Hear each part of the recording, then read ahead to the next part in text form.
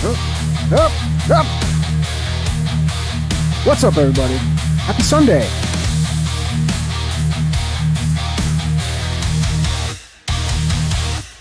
Oh, what's up, everybody? Hope everybody's doing good. Looks like MAGA is completely crumbling right now.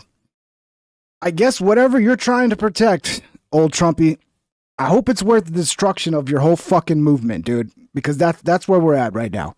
Whatever they're willing to throw MAGA completely under the bus, bury it 6 feet under the ground. To cover what? What are we covering here? To protect who? We're getting into that. We got a lot today. What's up, everybody? Hope everybody's doing good. Happy Sunday. I did a podcast like almost a month ago, and it just came out. The Digital Social Hour with Sean Kelly. So if you haven't checked it out after this, go check it out. I think it's a pretty good podcast. I think it came out well. And that dude is more throttled and shadow banned than me. The dude's got 1 point something million fucking subscribers on YouTube, and he gets hundreds of views on each podcast. He did interview Andrew Tate and Nick Fuentes and all the other people that you're not allowed to talk to, so that's probably why. But it still does good numbers on Apple or whatever. But yeah, check that one out. It needs to get more views. The problem is all the topics are like a month old. We're talking about Iran. It was before Trump struck Iran. So a lot of the topics are, that's what sucks when people record shit and then they don't put it out till a month later. It's a good podcast, not talking shit, but it sucks when it takes a month for it to come out and then all the topics are out of date. That's why live is where it's at, boys. Live is the future. Everything needs to be live. So let's see, what's the latest that is pissing everybody off? Let's see. Well, Trump came out and got fucking ratioed on Truth Social. I never thought I'd ever see that happen, because to me, Truth Social is where all the diehard cult level Trump support is located. And if he's getting ratioed on fucking Truth Social, this is not good, boys. This is not good. Let's pull up this fantastic tweet or truth that Trump made here on Truth Social. What's going on with my boys and in some cases gals? First of all, it's a dumb way. It's a dumb way to start the tweet. We're talking about people being pissed off over the trafficking of children, and you start off referring to your followers as boys and gals. What? It's just so, it's out of touch. They're all going after Attorney General Pam Bondi, who is doing a fantastic job. No, she's not. No, she's not. Some of you keep trying to like run cover for Trump. I mean, to me, it seems like they're all doing what Trump wants them to do at this point. So, you know, the buck stops with Trump. So even though, yeah, Bondi's been fucking terrible, it's still looking like this is all Trump's doing, to be honest. I don't know what they're protecting, but obviously it's worth the destruction of all of MAGA to protect it, guys. Who's doing a fantastic job. We're on one team, MAGA. And I don't like what's happening. Well, MAGA doesn't either, Trump. So you need to get your shit together. We have a perfect administration. Perfect, guys. Perfect. The talk of the world, and selfish people are trying to hurt it. All over a guy who never dies, Jeffrey Epstein. For years, it's Epstein over and over again. Yeah, you and your whole team were talking about Epstein over and over again, right? And now we're all supposed to stop talking about it. Not going to happen. Why are we giving publicity to files written by Obama, crooked Hillary, Comey, Bannon, and the losers of the criminal Biden administration? That right there tells me there's something in this Trump doesn't like, that he doesn't want to come out. Because all of a sudden it's, oh, this is fake news. This is Obama hit pieces on what? What the fuck? If that was the case, if they deleted everything except for the shit that makes Republicans look bad, then you need to say, hey, files were deleted. This is not all the information. Tons of stuff was removed. So we're only getting what the last administration handed it to us. And clearly it was scrubbed. But here you go. Have a look at it. And then people might trust you. And they might go, yeah, there's clearly, because it's not out of the realm of possibility that the last administration might have scrubbed some shit. But you already blew that strategy. That strategy's out the fucking window already. You can't go back to that now and think it's going to work. If that was your strategy right off the bat, it might have worked. And the losers of the criminal and the losers and criminals of the Biden administration who conned the world with the Russia hoax, 51 intelligence agents, the laptop from hell, and more. They created the Epstein files, just like they created they created them. So Epstein's innocent, guys. I guess that's what we're finding out here is Epstein's fucking innocent. He was an outstanding gentleman. They created the Epstein files, just like they created the fake Hillary Clinton Christopher Steele dossier that they used on me. And now my so-called friends are playing right into their hands. Why didn't these radical left lunatics release the Epstein files? If there was anything, this is a long truth, by the way. Look how fucking long this is. If there was anything in there that could have hurt the MAGA movement, why didn't they use it? They haven't even given up on the John F. Kennedy or Martin Luther King Jr. files. Yeah, which we'll never get. We'll never get anything. We're not going to get shit when it comes to transparency with JFK, with Martin Luther King, with Epstein. None of it's coming out, boys. No matter how much success we've had securing the border, deporting criminals, fixing the economy, energy dominance, a safe world where Iran will not have nuclear weapons. Excuse me if I'm wrong, but didn't Iran back out of the international treaty and now they're like going to actively fucking pursue nuclear weapons after we just... yeah, okay. Maybe I'm wrong on that. It's never enough for some people. We're about to achieve more in 6 months than any other administration has achieved in 100 years. No one cares about that if you're going to fucking hide the Epstein shit, dude. Why don't you get about it, Trump? Why don't you get about it? Nobody cares about anything else. They care. But if you're going to hide the Epstein files and you're going to be this weird about it, bro, your movement, your followers are speaking for themselves, and we're going to get into all of it. Everybody he's going to be very, very unpopular by the time he leaves if he continues this course. We are saving our great country and making America great again, which will continue to be our complete priority. The left is imploding. Kash Patel and the FBI must be focused on investigating voter fraud, political corruption, Act Blue, the rigged and stolen election of 2020, and arresting thugs and criminals instead of spending month after month looking at nothing but the same old radical left. Don't stop looking at it and just release it then. Okay, don't look at it. Just release it. Just have someone go through redacted victims and blah, blah, blah, blah, blah. But fucking release it. And then you're done with it. But no, dude, this is such a bad look. This is such a bad look, dude. Yeah, like they can't focus on releasing the Epstein files and do all the other things at the same time. Like, yeah, okay, they can only do that. Let Pam Bondi do her job. She's great. No, she's not. The 2020 election was rigged and stolen, and they tried to do the same thing in 2024. I do believe that. I do believe there was a lot of shit that was funky about the 2020 election. But none of that fucking matters anymore, dude. You're in there. You're the president. And you're already... I was expecting him to be pretty shitty with a lot of things. I expected him to be good on the border. I expected him to drop the ball on internet censorship. Because, okay, less people are getting banned. No, the real battle with internet censorship is in the algorithms and having transparency in the algorithms. That's where the real battle is. And of course, he's just not going to do shit about that. He might actually use the system the same way others have before to get people banned. We'll see. We'll see. That's what she is looking at. She's great. The 2020 election was rigged and stolen, and they tried to do the same thing in 2024. That's what she's looking into as AG. Well, I don't have any trust that they'll do anything about that. And much more. 1 year ago, our country was dead. Now it's the hottest country anywhere in the world. It's so fucking hot, guys. So hot. Jesus, what happened to this fucking guy? I mean, Jeffrey Epstein called Donald Trump like his best friend. Apparently, they were friends for 15 fucking years and did a lot of partying together. I'm starting to think there's something in there that Trump doesn't want to come out that's about him. Because I don't think he would be protecting anybody else this way other than himself. Not saying that he was on the island, not saying he's a pedophile, not saying any of that shit. But the only way this makes sense is if there's something in there he does not want to come out. That's what she is looking at the AG much more. 1 year ago, the country was dead. Now it's the hottest country anywhere in the world. Let's keep it that way and not waste time and energy on Jeffrey Epstein. Yeah, let's not waste time and energy on a supposed sex trafficker who was trafficking little kids to elites and probably blackmailing people for intelligence. No, just don't look at that, boys. Don't look at that. Don't look at it. Epstein, somebody that nobody cares about. Clearly, people care. I mean, maybe you're not on the internet, Trump. Maybe you're not paying attention. I'm sure you know that people care. And this is your attempt to try to get people to move past it, and it's just making it worse. To get people to move past it, Give us something. Release something. Okay?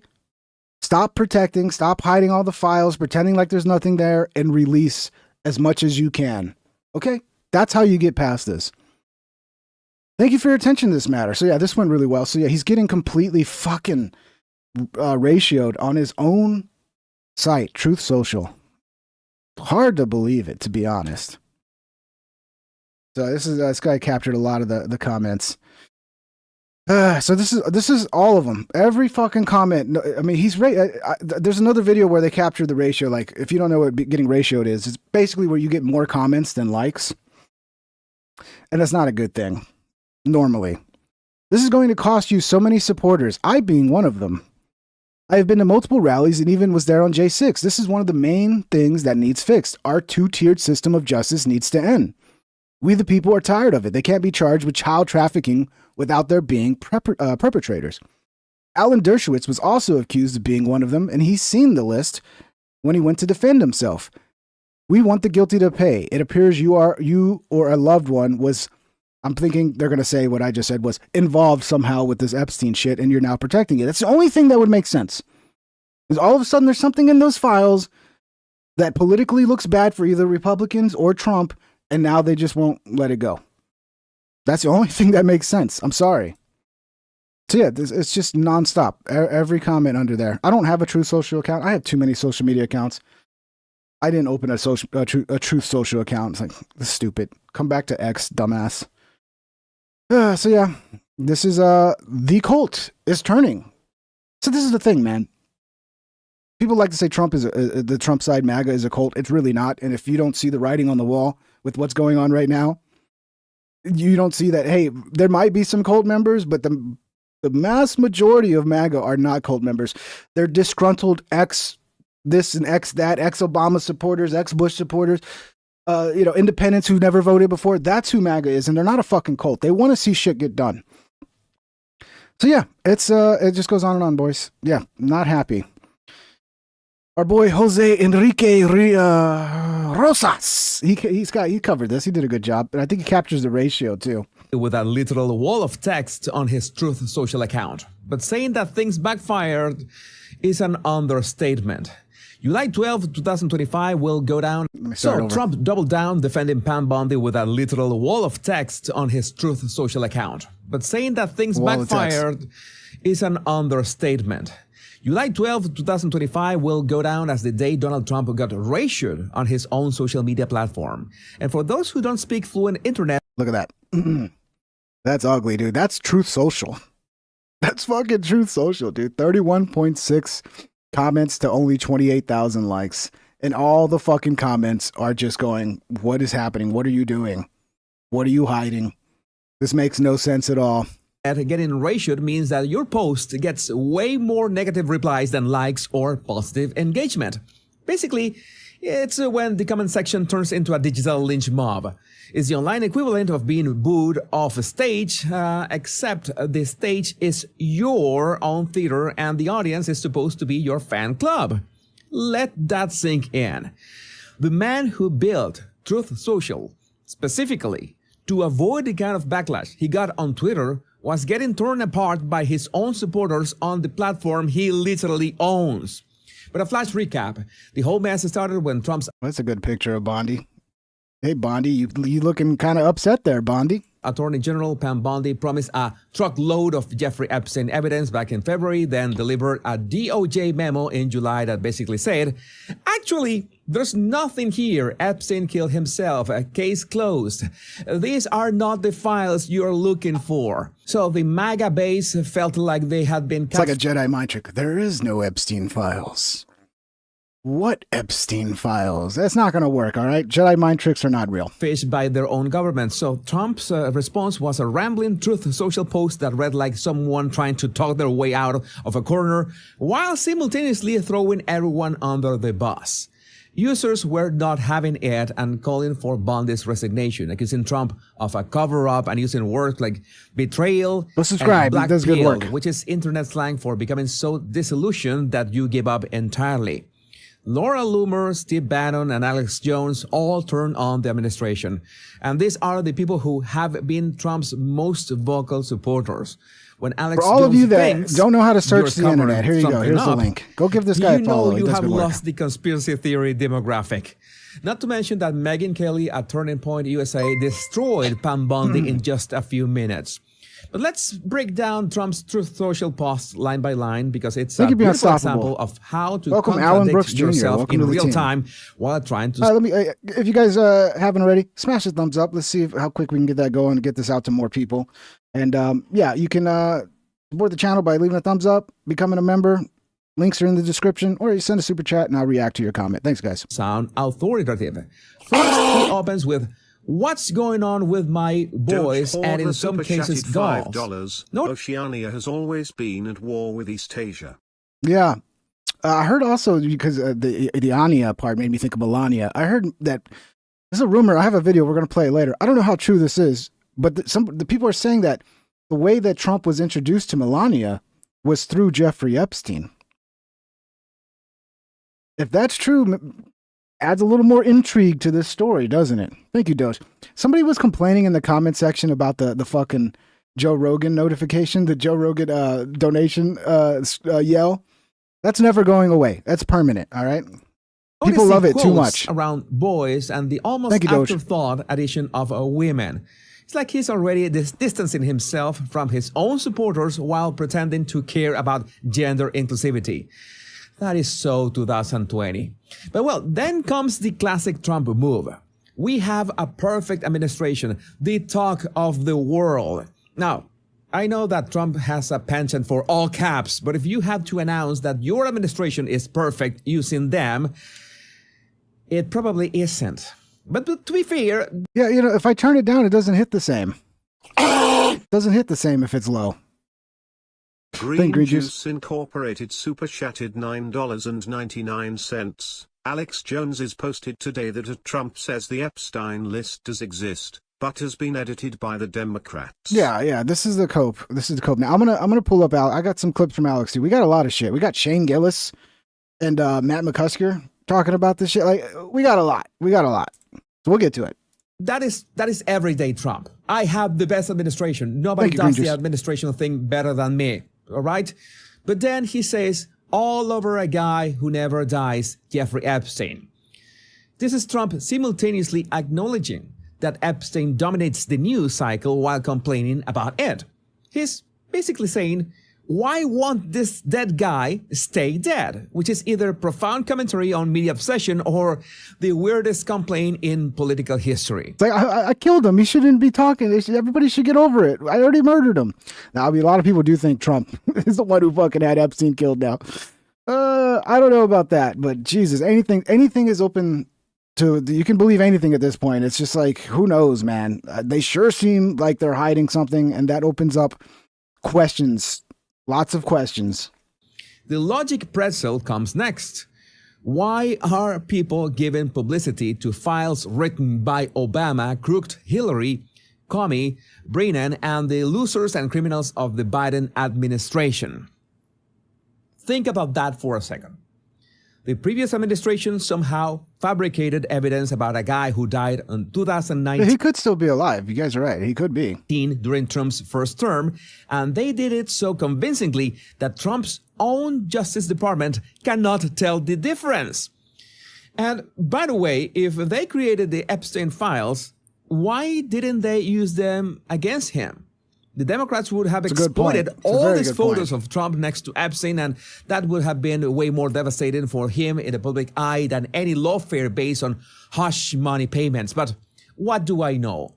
Then they created the Epstein files just like they created the fake Hillary Clinton Christopher Steele dossier. So the files are fake, but also they are real enough to investigate, but also they shouldn't be investigated because they're fake? What? That is Schrodinger's scandal. See? It's just, God, man. I expected to be very disappointed with Trump. I did not expect him to turn around and start covering for fucking Epstein. I expected this would be one of the big things to go to war with the deep state with. Apparently, he's not at war with the deep state. He's covering for them. Simultaneously real and fake until observed by Trump. The rhetorical question that follows is pure gold. Why didn't these radical left lunatics release the Epstein files? If there was anything in there that could have hurt the MAGA movement, why didn't they use it? This is Trump accidentally making the case for releasing the files while arguing against releasing them. It's like asking why your enemies didn't use their best weapons while insisting those weapons don't exist. Dude, I guarantee you if they would release the files and they would have been like, oh yeah, Trump partied with Epstein a lot and blah, blah, blah, blah. The MAGA movement already knows all the extent of Trump's involvement with Epstein. They would have just been like, okay, yeah, we're not worried about Trump. Show us everything else. It would have been okay. And the fact that he would have released it would have bought him some fucking trust for MAGA to be like, hey, if Trump was in on this, he'd be trying to hide it. He wouldn't be pushing for complete transparency. But all that's out the window now, man. All of it. Now, even me, someone who voted for Trump and was hopeful that he would go in and actually enact the type of change I'd like to see, which is a much smaller federal government, among a million other things. Even I am going, God damn, did Trump fucking fuck some kids? Did Trump fuck some fucking kids? What is going on here? I mean, I'm telling you, the moment I saw this, I swear to the Almighty that I thought this was satire, a parody, a fabrication.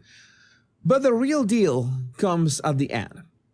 Kash Patel and the FBI must be focused on investigating voter fraud, political corruption, Act Blue. Indiana SB, I understand what you're saying. He says Epstein had notes on everyone he interacted with, so just interacting with Epstein makes you guilty. I think people are smarter than that. I think people know that a lot of people interacted with Epstein, and just because you have you're in the files or you spent time at a party with them, it's a bad look. But you got to trust that people are smart enough to see through that and go, okay, we're looking for who's actually guilty of fucking kids, not who was hanging out with them at a party. Okay, who went to the island, yada, yada, yada. You got to trust people. Yeah, some people are going to just run with it. The left's going to run with it no matter what you do. The left's going to paint you to be bad.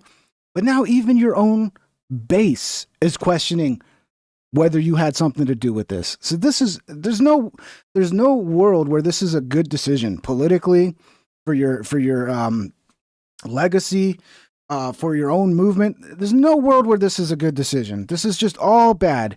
And there's no logic behind it other than you're hiding something. You're covering something. The rigged and stolen election of 2020 and arresting thugs and criminals instead of spending month after month looking at nothing but the same old radical left inspired documents on Jeffrey Epstein.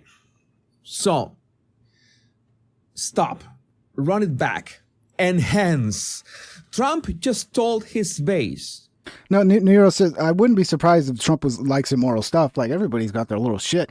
I wouldn't be surprised if Trump's like, got a lot of evidence of him fucking a bunch of young chicks, but of legal age, et cetera, et cetera.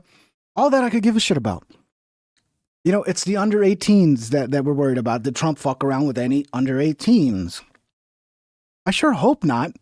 But I wouldn't be surprised if this billionaire, back in his Playboy days where he's sitting there looking like a retard with Epstein. Yeah, I'm pretty sure he was probably banging 20-year-olds and 21-year-olds and all that shit, which is a bad look when you're already as old as he was back then. But yeah, we're talking about under 18. This is, it's a different story. I mean, even for me at my age, I wouldn't fuck anybody under 25, but a lot of dudes do, Who have been obsessed with Jeffrey Epstein for years, that nobody cares about Jeffrey Epstein. He literally dismissed one of the most disgusting and known cases in recent history as pointless while trying to defend his administration's handling of it. And also, the 2020 elections. Really?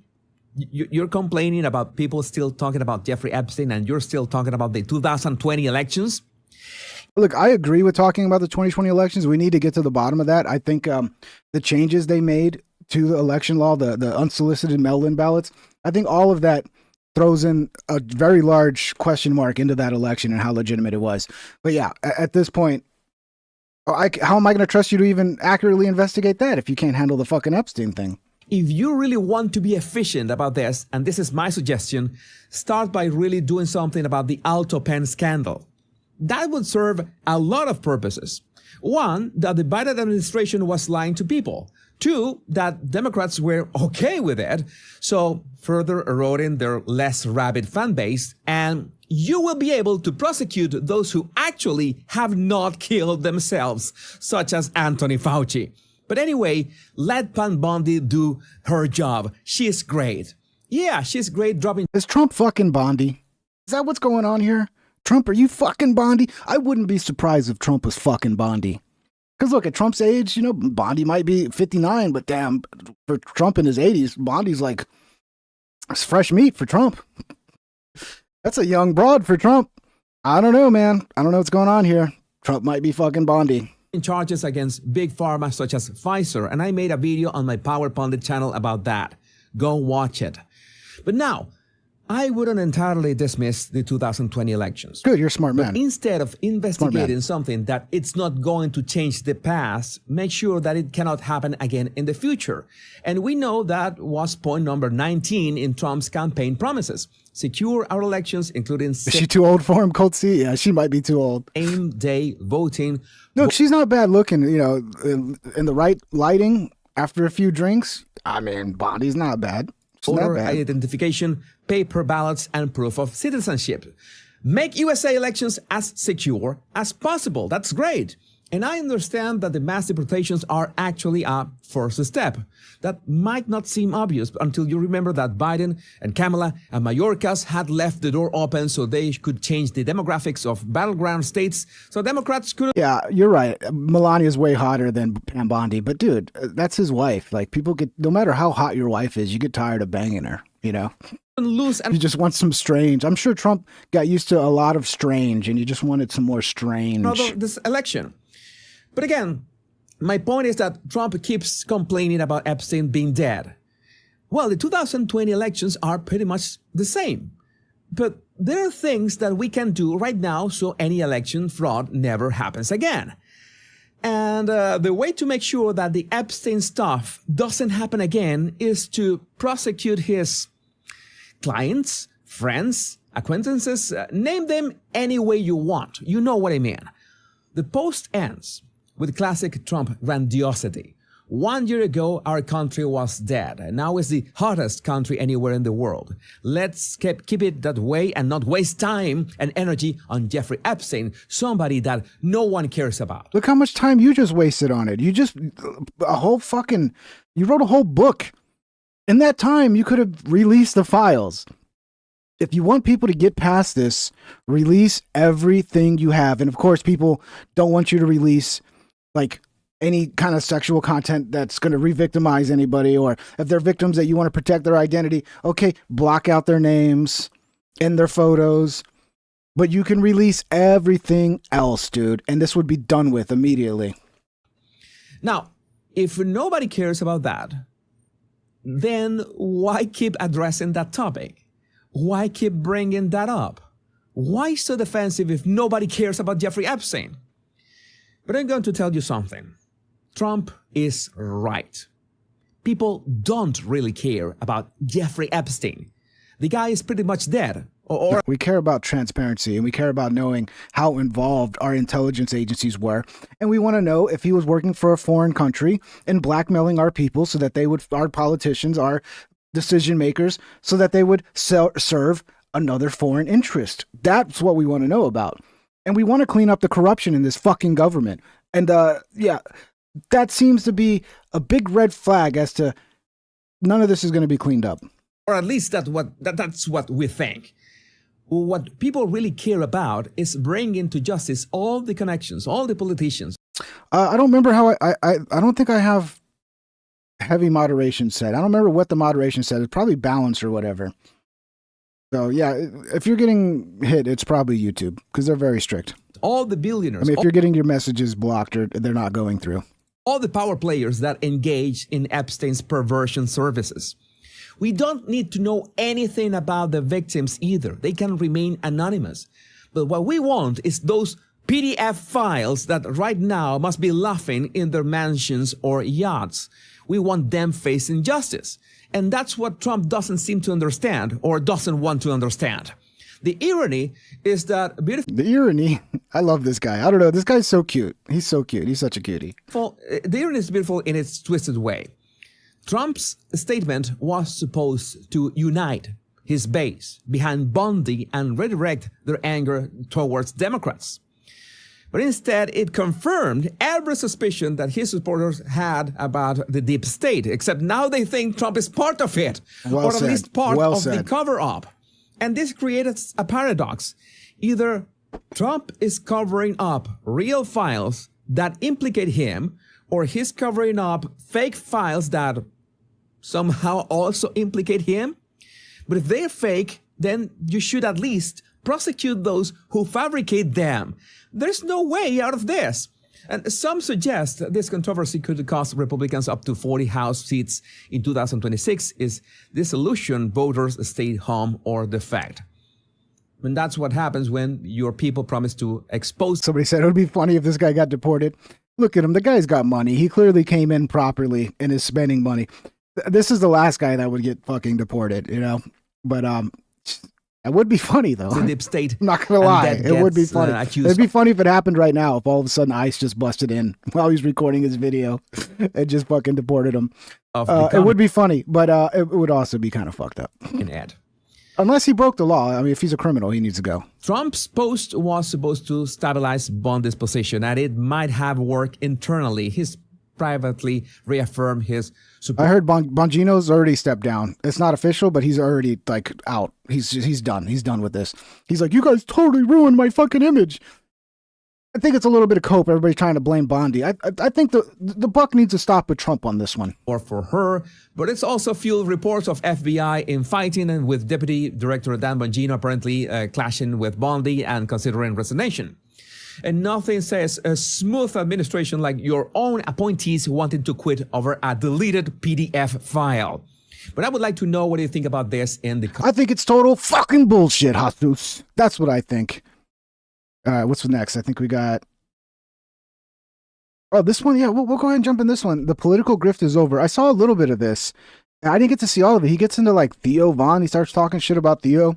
But it does capture how the podcast sphere, the Rogan sphere, they're all turning on Trump. And it's Trump's fault that they're turning on him. Like, I don't agree with all of them. Like when Rogan's upset that illegals are being removed from construction sites who haven't broken the law. It's like, no. That's exactly what we voted for.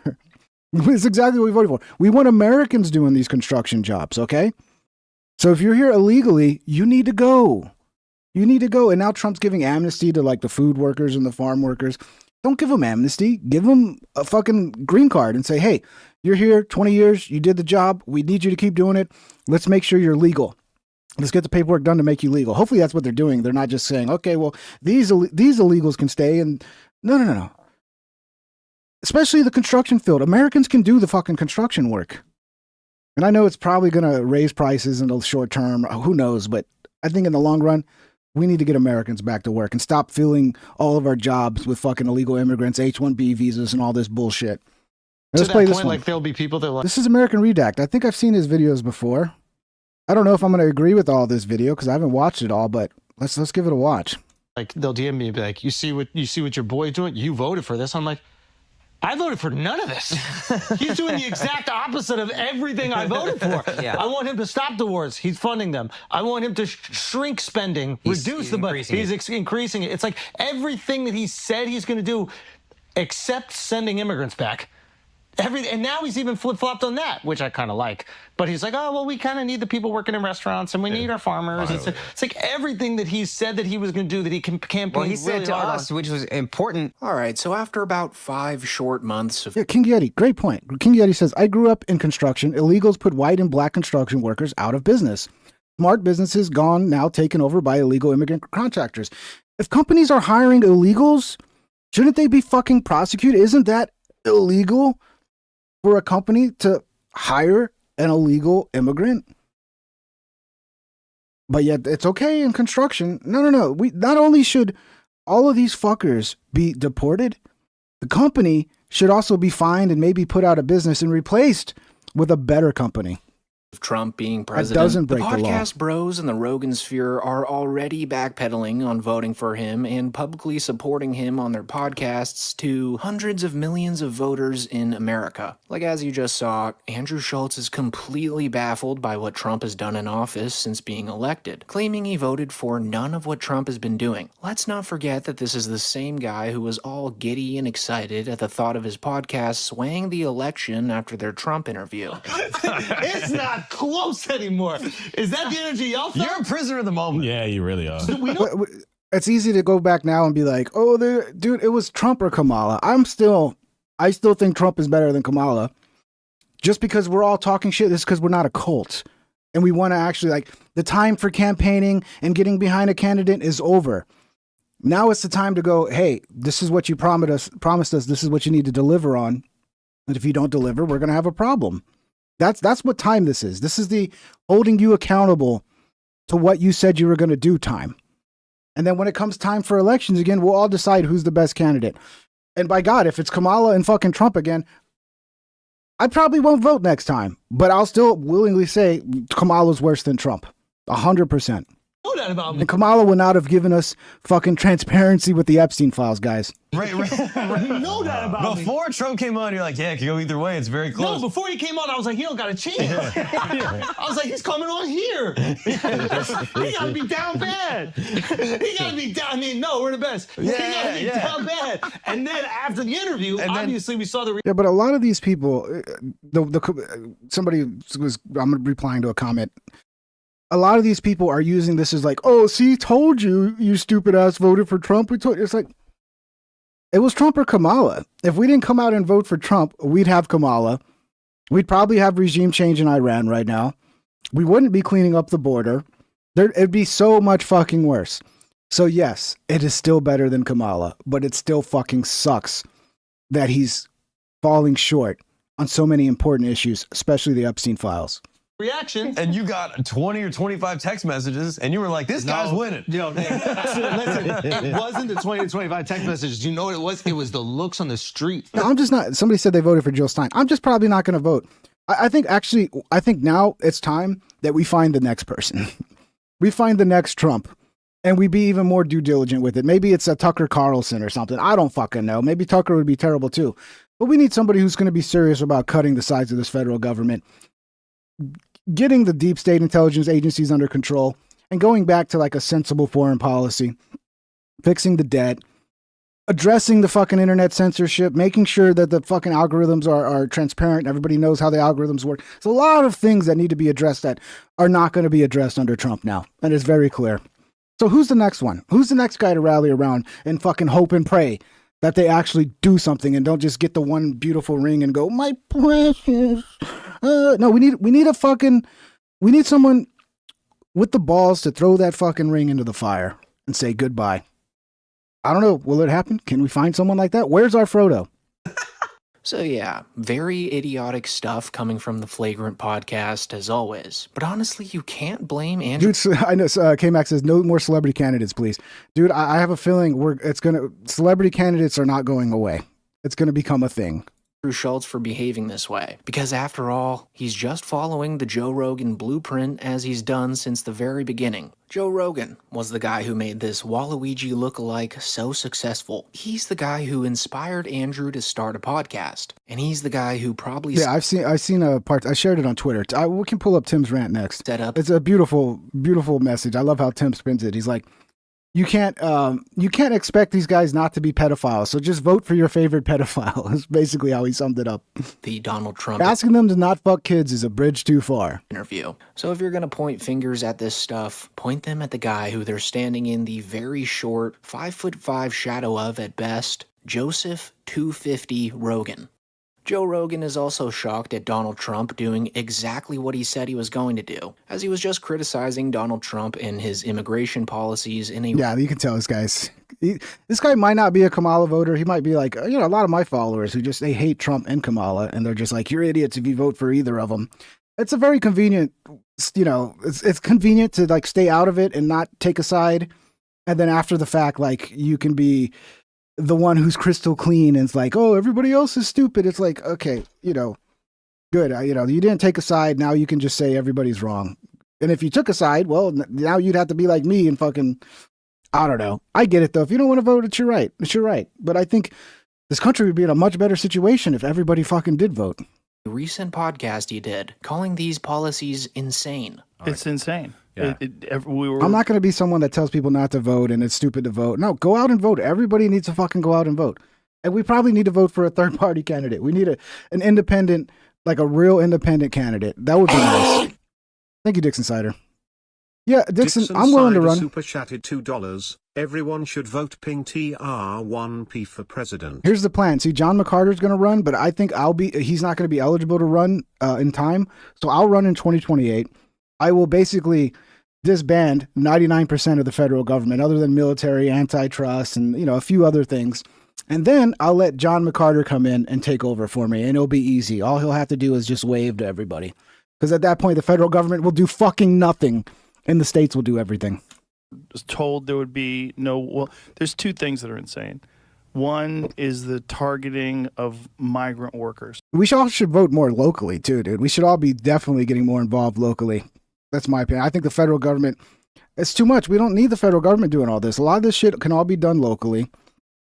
And more people need to vote locally. Get more involved in local cartel politics. Members, not gang members, not drug dealers, just construction workers showing up in construction sites and raiding them. Gardeners. Yeah. Like, really? And so the buffoonery has gotten so bad that even Hulk smash himself. That's when I completely disagree with Trump. I mean, with Rogan on. We all expected this, dude. If you're here illegally, you broke the law, you need to go back. And maybe there's a few little tiny slivers of cases where you can stay, but other than that, everybody else needs to go back. The problem with everyone voting means you will have a lot of uneducated voters that are easy to control. It is a tough balancing act. Yeah. Yeah, I don't know what to say. You're right. Maybe, that's why a lot of places, you have to like own property or whatever. There's the idea that like you need to limit voters to like people who own property. They have something like some stake in the game. But no, that's our society. Everybody can vote. And I think if we did have more people voting, it could flip the system and like change the control, like who's controlling things. But yeah, it also could be just a bunch of idiots, and then we end up with, Michelle Obama. Mark Ruffalo had to call Joe out for this in a tweet he made the other day, saying it's a little late now to pretend like Project 2025 didn't exist all along. You're either not that smart or not that dumb. Project 2025, I haven't heard about that in a long time. Is pretty on the money. I mean, there were Trump supporters waving enormous mass deportation signs at every one of Trump's rallies leading up to this election. So for Joe Rogan to act this way, especially after having Trump on the podcast, is absolutely mindless. And mind you, that was likely Rogan's largest podcast of all time. So now for him and his army of... Rogan's a little susceptible to mainstream media. And I think he's got a lot of lefties in his circle that get in his ear. So, yeah, they probably got him feeling bad for all these, family members that were deported. Somebody's mom, somebody's brother, somebody's dad. This guy was just working. He wasn't a criminal. It's more than just about whether they were a criminal, Joe. It's about... Well, actually, they are a criminal if they came in illegally. That's breaking the law. And it's about getting Americans back to work. It's why we want to end the H-1 visa bullshit.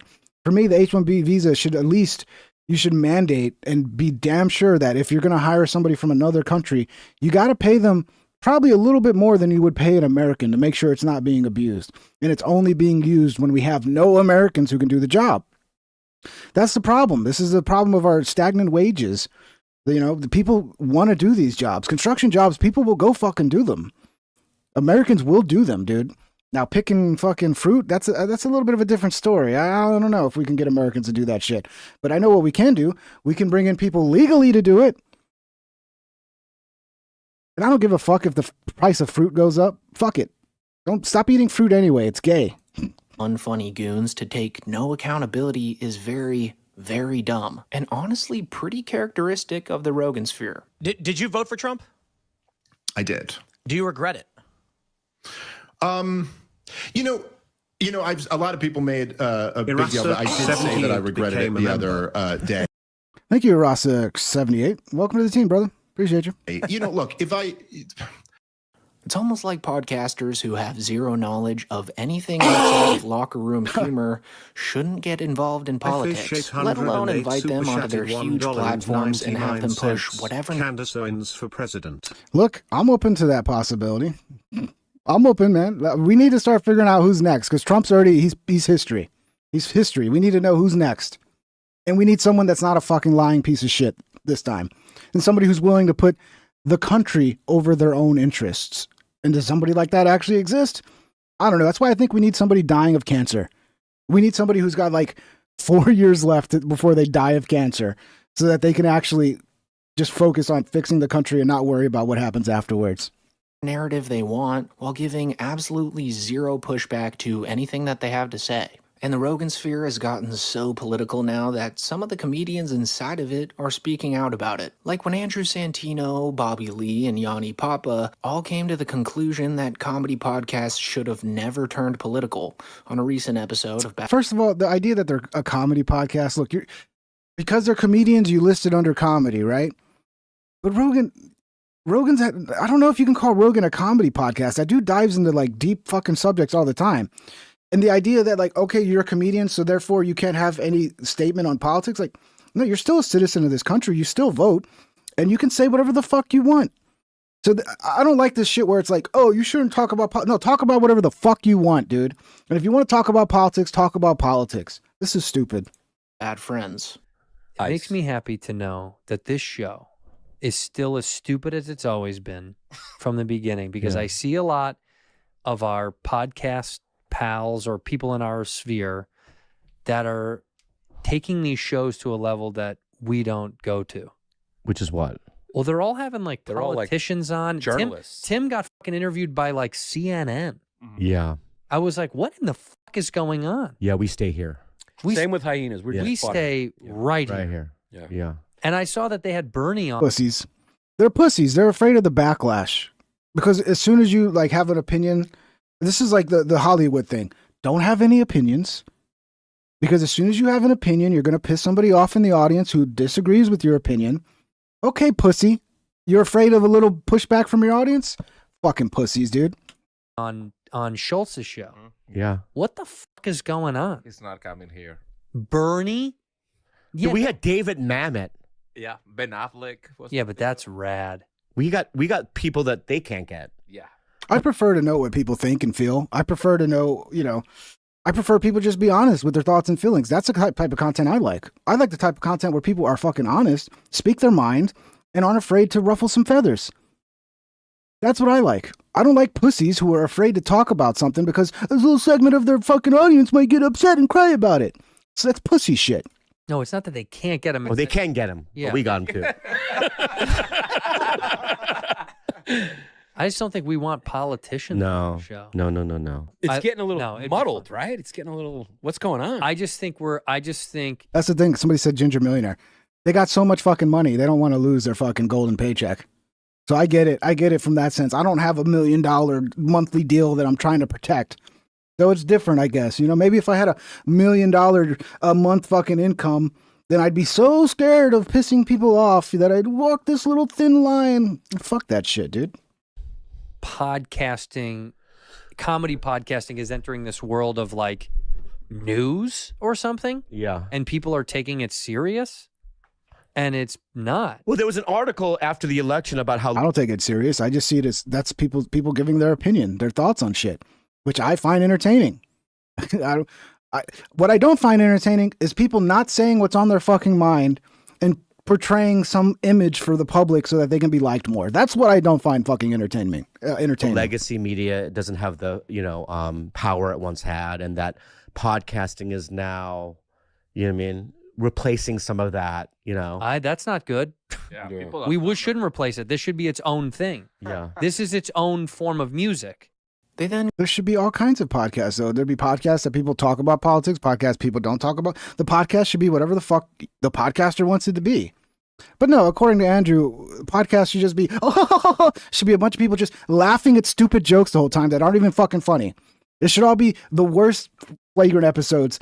Like for me, when they're all laughing at shit that ain't even funny and it's like, this sounds like fake laughter. Like I immediately click off. I want real shit.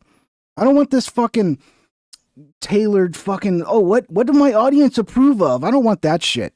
Go on to make a fantastic point when they say that they simply don't know enough to have politicians onto their podcasts, which is very refreshing to hear these comedians admit to, since the guys that do have politicians on... So why are you allowed to talk about politics? Well, you're special, American Redact? You can talk about politics, but nobody else can, right? Because you're special? And they're all fucking dumb because they do comedy? Is that what you're saying? Seem to think they're the second comings of Pythagoras or Aristotle. We also, I mean, you probably know more than me, probably, but I don't know much. In the world? Yeah. I only know what I read this morning. Yes. Yeah, well, that's good. You should be real proud to be a fucking idiot. Congratulations. So me too. So my point is that we don't know enough to have these people on. We are goofy. Yeah. And don't have them on. Nobody says you have to have them on. It's a comedy podcast. Imagine Bernie Sanders coming. He's like, it's great to be here. And Bobby's like, what does your penis look like? Yeah. Yeah. Well, that would be a good interview. Do that. No, I wouldn't Why say not? that. Why you your fucking mind? Why would I say that? What would you say? I'm That'd Bernie be Sanders. What are your hilarious. political? I don't know. But my point, I Yeah. wouldn't say that about your dick. You get to penis Yeah, somehow. Is your asshole gray? See? Okay, that'd be one of them. Yeah, you're right. Is it though? It brings big numbers, right? That's probably why people do. Because everyone's like talking. It didn't used to be this way. It didn't used to be everyone was into politics. Now Yeah. even kids are into politics. Yeah. Yeah. When I was like 12, I would just be like, smell my fingers. Yeah, and then what happened? Our country got fucking sold out. We all got robbed, and we started all these forever wars. Maybe people should pay attention a little bit. Irasirx78 super chatted $2. When do we admit we need some kind of revolution? Yeah, we do need some sort of non-violent revolution. Yeah, I mean, we need to, like, I've said it before, you know, I think the federal government needs to be, like, shrunk to where it's just doing the bare necessities that the states can't handle. That is the solution to the problem. You got to cut the fucking beast down to size. And the beast is the federal government. And how do we do that? I don't know. A revolution? I guess, because I don't think a president has the power to go in there unless maybe they declare like wartime powers or some shit to just go in and go, okay, we're shutting down the FBI, we're shutting down the CIA, shutting down the IRS, getting rid of income taxes. We're going to only spend on the bare, you know, I don't know if anybody could do that. So I don't know, man. We're probably going to end up, if we do get a revolution, we'll end up with some shit even worse than we have. That's the fear. Very refreshing to hear a comedian in the orbit of Joe Rogan confess that they're... Well, there is on YouTube, CWG. There is a nonviolent revolution for YouTube, okay? All right, so you understand. Just comedians and not knowledgeable enough to have the types of guys on their podcasts like Andrew Schultz, Joe Rogan, or even worse, Theo Von. And speaking of Theo Von, he now might just be the biggest political puppet in the Rogan sphere. Larger... See, he starts attacking Theo Von. Theo Von is like... I don't know how much. I don't know if Theo is smarter than he comes across, but Theo doesn't seem like, he just kind of seems like he's there just kind of taking things in. I don't know. It's weird to start attacking Theo. Let's see what he says. Than, dare I say it, Papa Toe. This guy definitely voted for Kamala. I'm just saying it. And man, do I have a lot of stuff to say about this guy. Or this guy wants to be the next too lazy to try. That he is much worse than you think he is. And he's just hiding behind his stage act, which is him just improving as this curious hillbilly from Louisiana who says random things. In reality, guys, Theodor von Kurnatovsky comes from a line of deeply influential and successful Polish politicians. And some of his relatives are pretty shady individuals. Like, I'm pretty sure one of his close relatives was a You can't judge people by their family members. Like, oh, he's got a third cousin that like robbed somebody. It's like, dude, everybody's got some shady fucking shit in their fucking family tree. Find me one family tree where there's not some terrible fucking person in it somewhere. Assassinated in Louisiana a few years ago, which everyone just assumes was staged as him unaliving himself, since he actually owed millions of dollars to people who lent him money. The former owner of Tipitina's music club has died at the age of 68. Roland von Kurnatovsky reportedly shot himself during a hunting accident. Eyewitness investigator David Hammer recently reported on allegations he took millions of dollars from investors. Von Kurnatovsky was primarily a real estate developer. Guys, I don't know what's going on, but John McCarter is not pregnant. Are you sure, John? Congratulations on not being pregnant, John. Hope you're doing good. Widely praised. Hey, stop picking on John, all right? For fuck's sake. Projects like the Orpheum Theater. But in the last 2 years, Von Kurnatovsky's financial life was unraveling. He split with partner Eric George. bounced checks to performers, and was sued by investors who gave him millions of dollars for treasury bonds, only to learn the money was tied up in his real estate projects. And this year, the FBI began questioning the investors about where the money went. And so I have a lot to say about Theo Von because I think that he tries his very hardest to stay away from any criticism. Like the reason you never see P cringe, too lazy to try. Bro, when Theo came out and spoke out against the Gaza shit, what are you talking about? What do you think was in it for him to speak out on the Gaza shit? He that was very risky of him to do. And yeah, I don't know what you're talking about. Theo has taken a lot of fucking risks. Comedy enforcement, or anyone in this category make a video about him, is because he has the strictest copyright bots out of all of the comedians we cover. I mean, they literally ban anyone from seeing even a clip from his show in another video, which is pretty much illegal, since all these videos fall under fair use. So, as innocent as he paints himself, he's actually terrified of any sort of... No, I think what Theo did, because I got a copyright claim from Theo too, I mean, reach out to his producer. They'll fucking remove it. If it's, you know, dispute it, say it's fair use. If they don't remove it, dispute it again. They will remove it the second time because they're not going to take you to court if it's fair use. The mistake probably Theo made, which a lot of these podcasters make, is they sign up with these companies and the company's job is to take down people who are stealing your content, not people who are reacting in a fair use way, but people who are stealing your content. But then these companies always hire and like contract out the people that do it, and they get fucking greedy because they're probably paid. Well, I know these companies will make more depending how many people they claim. So you got to be careful with these companies because they will go and start claiming everything and don't give a fuck about fair use. So that's probably what's happened. Same thing that happened to Rogan. That's why Rogan got rid of bent pixels. And it's probably the same thing that's happened to Theo now. You got to be careful with these companies, man, because they don't give a fuck about fair use. They just see dollar signs and they will claim everything, and they'll do it in a way where they do a whole bunch at once. So they're not really looking closely at what they're claiming. It's just what did the algorithm pick up that's got our footage in there? And yeah, you got to be careful with these companies because they will abuse it. And yeah, I mean, you can blame Theo probably for not paying attention enough.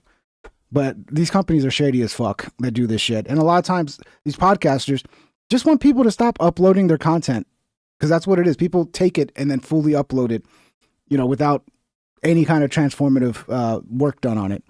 And that's what they're trying to get rid of when they hire these companies. But then the companies go too far and start hitting everybody because they see dollar signs. Negative review. I mean, just look at the way he scurries away. Guys, John is not pregnant, okay? After the Nelk Boys ambushed Theo with the idea of having Tate on Theo's podcast. Andrew, you gotta do Theo's podcast.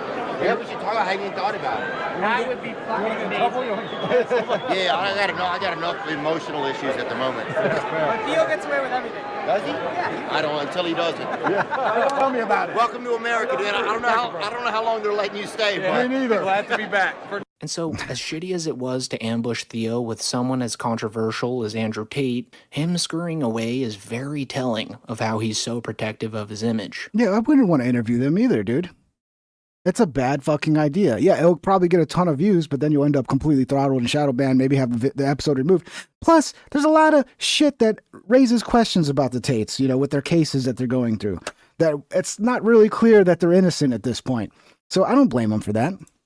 I'd also like to add that when he pushed... And this is the same guy who would probably be talking shit about Theo if Theo did interview him. So there's no winning for Theo. If he doesn't interview him, he's scared. And if he does interview him, he's platforming a fucking rapist. There's no winning. That dude by his neck in a random bar in Nashville. Everyone and their mothers came to Theo's defense before ever hearing the other side of the story. So I'm just going to share his side of the story with you guys right now to let you be the judge on whether this guy deserved physical violence or not.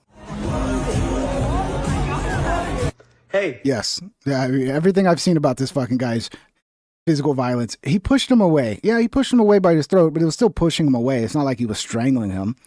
And yeah, I'm sure Theo was annoyed with this guy because who knows what the fuck happened off camera. This guy says this was their first interaction, but even the interaction was a little weird. The guy goes up, Theo puts his back to him, like, leave me alone. He already says no, turns his back to him, and the guy wouldn't leave Theo alone. So Theo, you know, gave him a little throat push. I'm the fan who got choked out by Theo. And the way this guy's talking, yeah.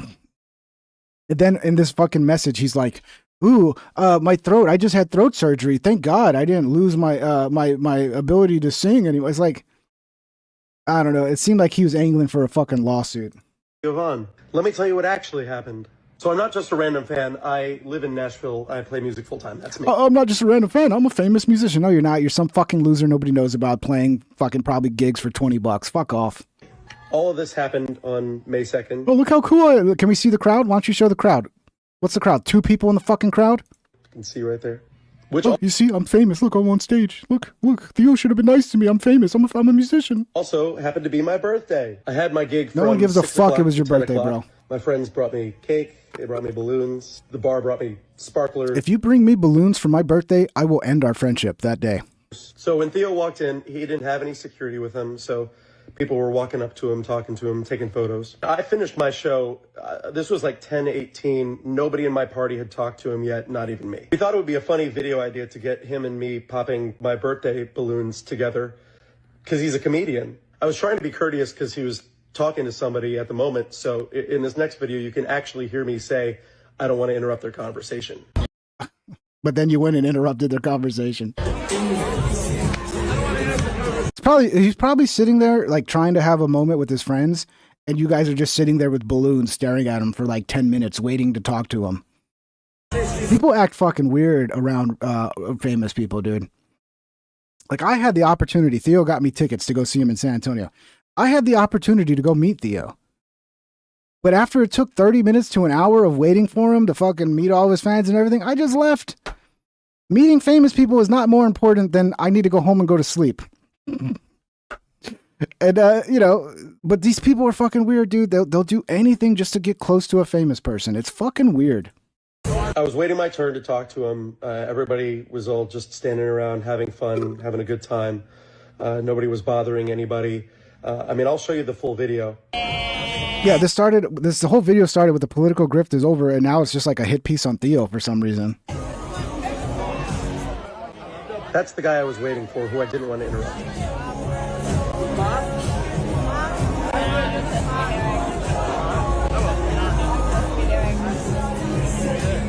This is where the video that you've seen starts. I went up and I said, will you pop some balloons with me? He turned away and looked like I said something offensive. I leaned in and said, hey man, I'm a fan. Yeah, at that point, he turned his back. He already said no. He turned his back, and then he leans in and pushes it. And I don't know, he caught Theo in a bad day. I'm just messing with you. He turned back around and then we're taking this guy's word that that's what he said. We're taking his word because we don't know what was really said. Then aggressively got in my face right there. I was confused. So you can see me lean in and say, what? And that's when he grabbed my throat and shoved me back. He probably said, leave me alone. And then you leaned in and said, what? And he's like, okay, you're not going to listen. Get the fuck away from me. What happened was a completely uncalled for reaction, especially when you consider the facts that nobody in my party had been badgering him for hours. We hadn't even I wouldn't prove. Talked to him. This was a It's because the way he reacted is like you were badgering him for fucking hours. 15-second interaction, and that was it. So I'm not entirely sure if I support this guy or not, as his story likely has a lot of holes in it, but I really don't think that what he did called for a shove to the throat. But do let me know what you guys think of that down below. Anyways, getting back to the point of this video, Theo Von also reacted negatively to one of Trump's decisions after seeing the mass casualties in Palestine, where he then... That's so weird. The left is using us not being a fucking cult and not going along with everything the dear leader says as some sort of evidence that, like, we fucked up. No, it's evidence that we're not a cult like you fucking dumbasses. Proceeded to cry about it on his podcast only a few days after being buddy-buddy with the entire family that sends Israel billions of blood money per year. I don't know if it feels to me like it's a genocide that's happening while we're alive here in front of our lives. And I don't, sometimes I feel like I should say something. I'm not a geologist or geographer or anything like that, you know, so I don't know a lot of some of it I do know though. Like I know the basics of the issues over there, and I just can't believe that we're watching that and that more isn't said about it. So you just said Theo doesn't take any chances, and here he is taking the biggest fucking chance. Probably pissed off a large percentage of his audience for going against the Israel narrative, the pro-Israel narrative. Well, he doesn't take any chances, right? you know, and it's crazy because our country's also complicit in it, you know, it's in it and has been for a long time. And it's just kind of interesting. Then you just realize, oh, well, I'm just yeah, I'm a member of this country, Jedi but I'm just... tried a super chatted $1.99. Even if Trump isn't a PDF, he is covering up pedos. Yeah, I agree. And it sure makes him look like a PDF. If you're covering for pedos, it kind of makes you look like a PDF. Yeah, I agree, Jedi. Thank you. We want sometimes doesn't matter, you know, and you just have to be a member of a place, and your government is making other choices. So I don't know if I said that correctly or, yeah. So just praying for those people and just the grief that is all going to cause.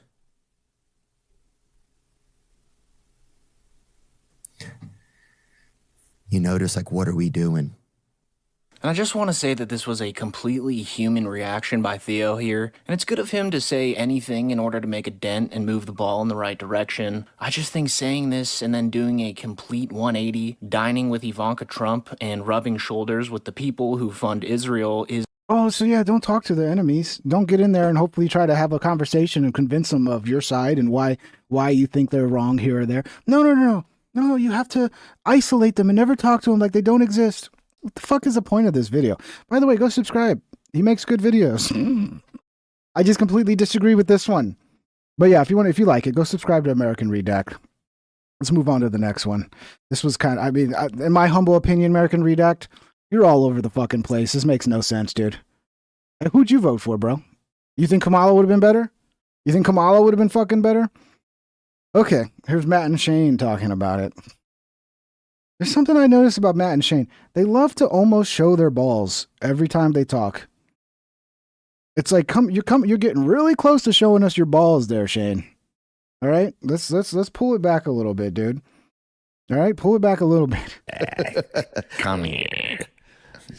Yeah, Stardust. We are essentially. What? That's so weird. Oh my god, that's so random. Look at him shaking his little balls. Are you trying to do some sex magic here, Shane? Is that what this is? Is this some fucking sex magic or something, shaking your little balls like that, dude? I mean, they're so close to coming out. Ew, Steven's get fucking weird. Them at the party. I don't know who I want to go home with tonight. A Saudi princess. There's way too much suffering. Yeah, there's way too much suffering in this world. If that's what you're saying, there's way too much suffering in this world. You're right. There is. But I don't know. I don't think you could ever solve all of it. We could at least try to make it better in our country and less suffering in our country. Because it seems like most of the time our government's focused on fixing other countries instead of our own. But yeah, thank you, brother. It's just all the world leaders like, what the hell? That guy's weird. Yeah, it's insane that they're just being like, yeah, no, everything was cool, above board, don't worry. It's like Trump dog. Yeah. It's tough not to fucking point some fingers. Huge question. You got killed while you were president. Yeah. And you were there. There's so many photos of them chilling. Allegedly hung with his staff. I know. Allegedly hung with his staff. The cope on Trump's innocent. The cope is fucking pretty intense. Yeah, he did go to the island and he just hung out with the staff, dude. The staff said that. Was the staff 12? I know. Who knew John McAfee? I think everyone was hanging out with the staff. Yeah, true. Yeah.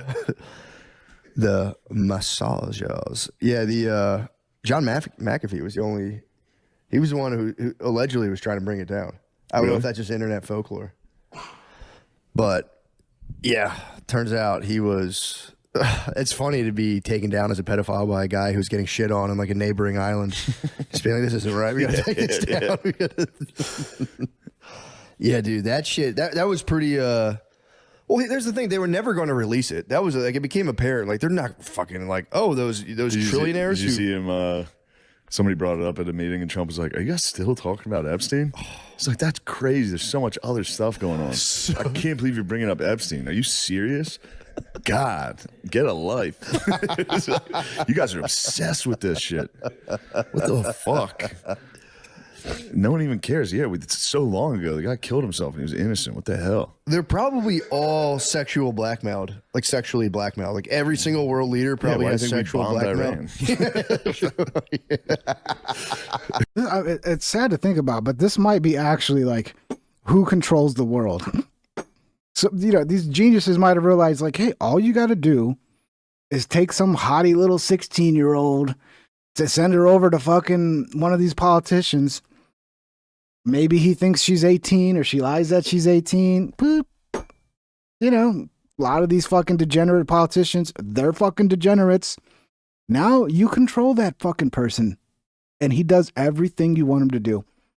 What's the likelihood that like this has happened to like the majority of politicians at this point, and they're just answering to whoever's blackmailing them? It's a scary thought, but it could very well be real. The pilots were probably. They probably got the pilots that week. They're probably like, well, now you're going to go. Stop shaking your balls, Shane. Nick Bryant, yeah. Yeah, Nick Bryant's probably fucking furious.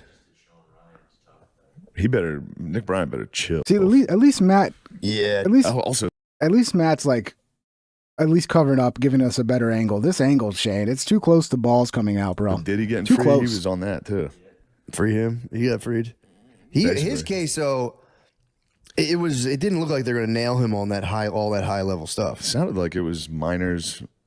Really? It sounded like he was playing AA ball too. I think he was a iron pig. Yeah. Yeesh. Yeah, it sounded like they just gave him like the Game of Thrones when they like paraded the lady through the streets and shamed her. He just got like a shame parade. They just crushed him. I'm curious to see what his next move is though. I think he's going to have to go to jail. Yeah, for a little bit. We'll get out just for a little. I thought he told us he wouldn't stop. I don't think he did. He did tell us. It'll be quiet on the remix. The remixes will be kind of quiet. The remixes will settle down. Yeah, sure. They're going to be a little more subdued. I'm sorry. Damian Williams is the U.S. Attorney for the Southern District of New York. And he was the one that covered up the Epstein trial. Mm-hmm. Yes, and Mikhail, Shane needs longer fucking shorts. How about just wear pants like a grown fucking man, dude? Oversaw that investigation, and they only called 4 witnesses, and those victims had only been molested by Epstein and Maxwell. They didn't call any witnesses that were molested by any of the power brokers that Epstein was pandering to. Is this the original trial where they sealed it, or his most recent one?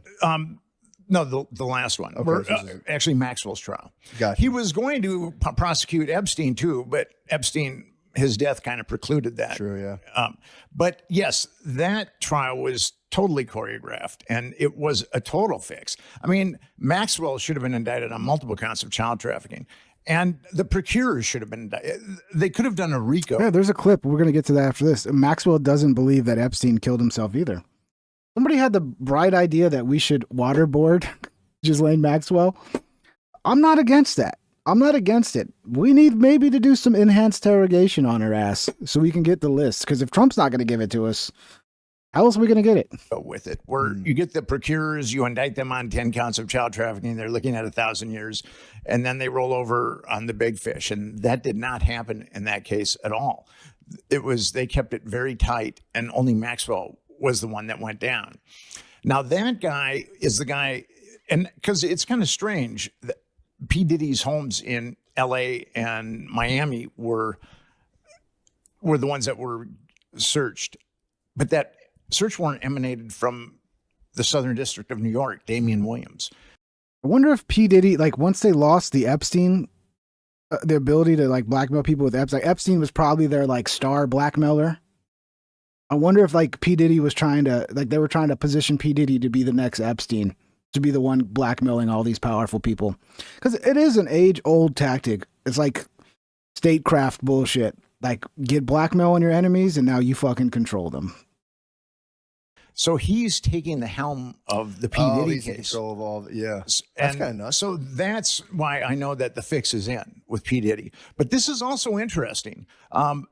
Damian Williams went to Yale Law School on a grant from the Soroses.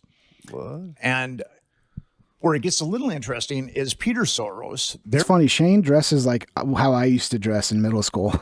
Their kid is in Epstein's black book. It's so funny. I and love he's Shane. circled twice. Such a sweet boy. Being circled incriminates you because the house manager who ripped off the black book circled all the people that he thought were in cahoots with Epstein, and Peter Soros is circled twice. So that's kind of a conflict of interest, but I don't think that really matters.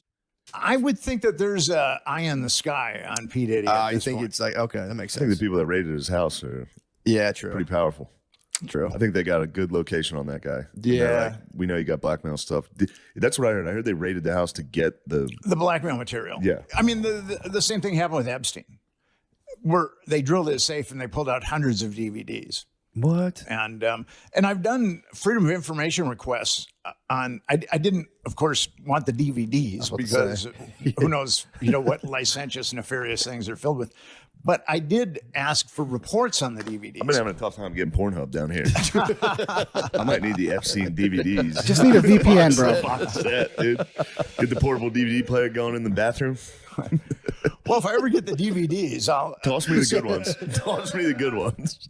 So you scrub the bad stuff and get rid of the bad stuff. It's kind of funny when Epstein died, the Fed said the case was closed. Yeah. So then I put in a FOIA for the reports, and then they said the case is ongoing. Oh, really? And then I did it again. I don't know, about 3 months ago, and then again they said the case is ongoing. I mean, the guy's in the ground and rotting, but the case is ongoing. So trying to see. Tires is pretty funny, Herbs. I like season 1, but I haven't seen season 2 yet. Is season 2 even better? I gotta check it out. See that Stephen Hawking. I'm trying to see. I want to see Stephen Hawking fucking. That would have been tough. Reverse I think. Reverse forward. Just back that thing up, dude. Maybe back it up, Terry. Hawkins might know some stuff about physics that we don't have a clue about. True. So, yeah, True. You never know. Sexually, he could. Yeah. Get a little wormhole going. Do you think the stuff happening to Trump now might be some sort of interference operation or what? I don't know. You said it, brother. Yeah. Wait, what channel is this? I was waiting to ask, and I was like, I don't. 432 clips. I was curious. It sounds familiar. Yeah. I don't. It's really hard to know with Trump. I don't see how that guy cannot be compromised myself. I mean, season 2 better than season 1. Cool. I gotta watch it. I'm gonna binge it one of these days here soon. JFK and Nixon, where it's like, let's de-escalate with Russia, let's de-escalate with North Korea and China. Like, why are we? You know what I mean? It seems to be that. I'm willing to keep my mind open on that. Yeah. His tax bill was probably the biggest redistribution of wealth that we've ever experienced in the United States in a short period of time. So he did help the rich get richer and the poor get poorer. You guys still talking about Shane's legs? Look, I'm not going to deny that Shane's got some sweet legs, okay? He's looks like he's shaving them real nice, keeping them nice and smooth, doing some fucking squats. I don't know what he's doing, but his legs look pretty good. Shout out to Shane's legs. He's also circled in Epstein's black book. Yeah. Right. Which is pretty incriminating. And he denied being with Epstein, but an Epstein victim has come forward and said that she'd talked to another Epstein victim. They were adults, but that Trump had been kind of hard on the one victim. So hard on how so? Just a little rough. Sexually rough. Yeah. I knew there was a dynamo in the sack.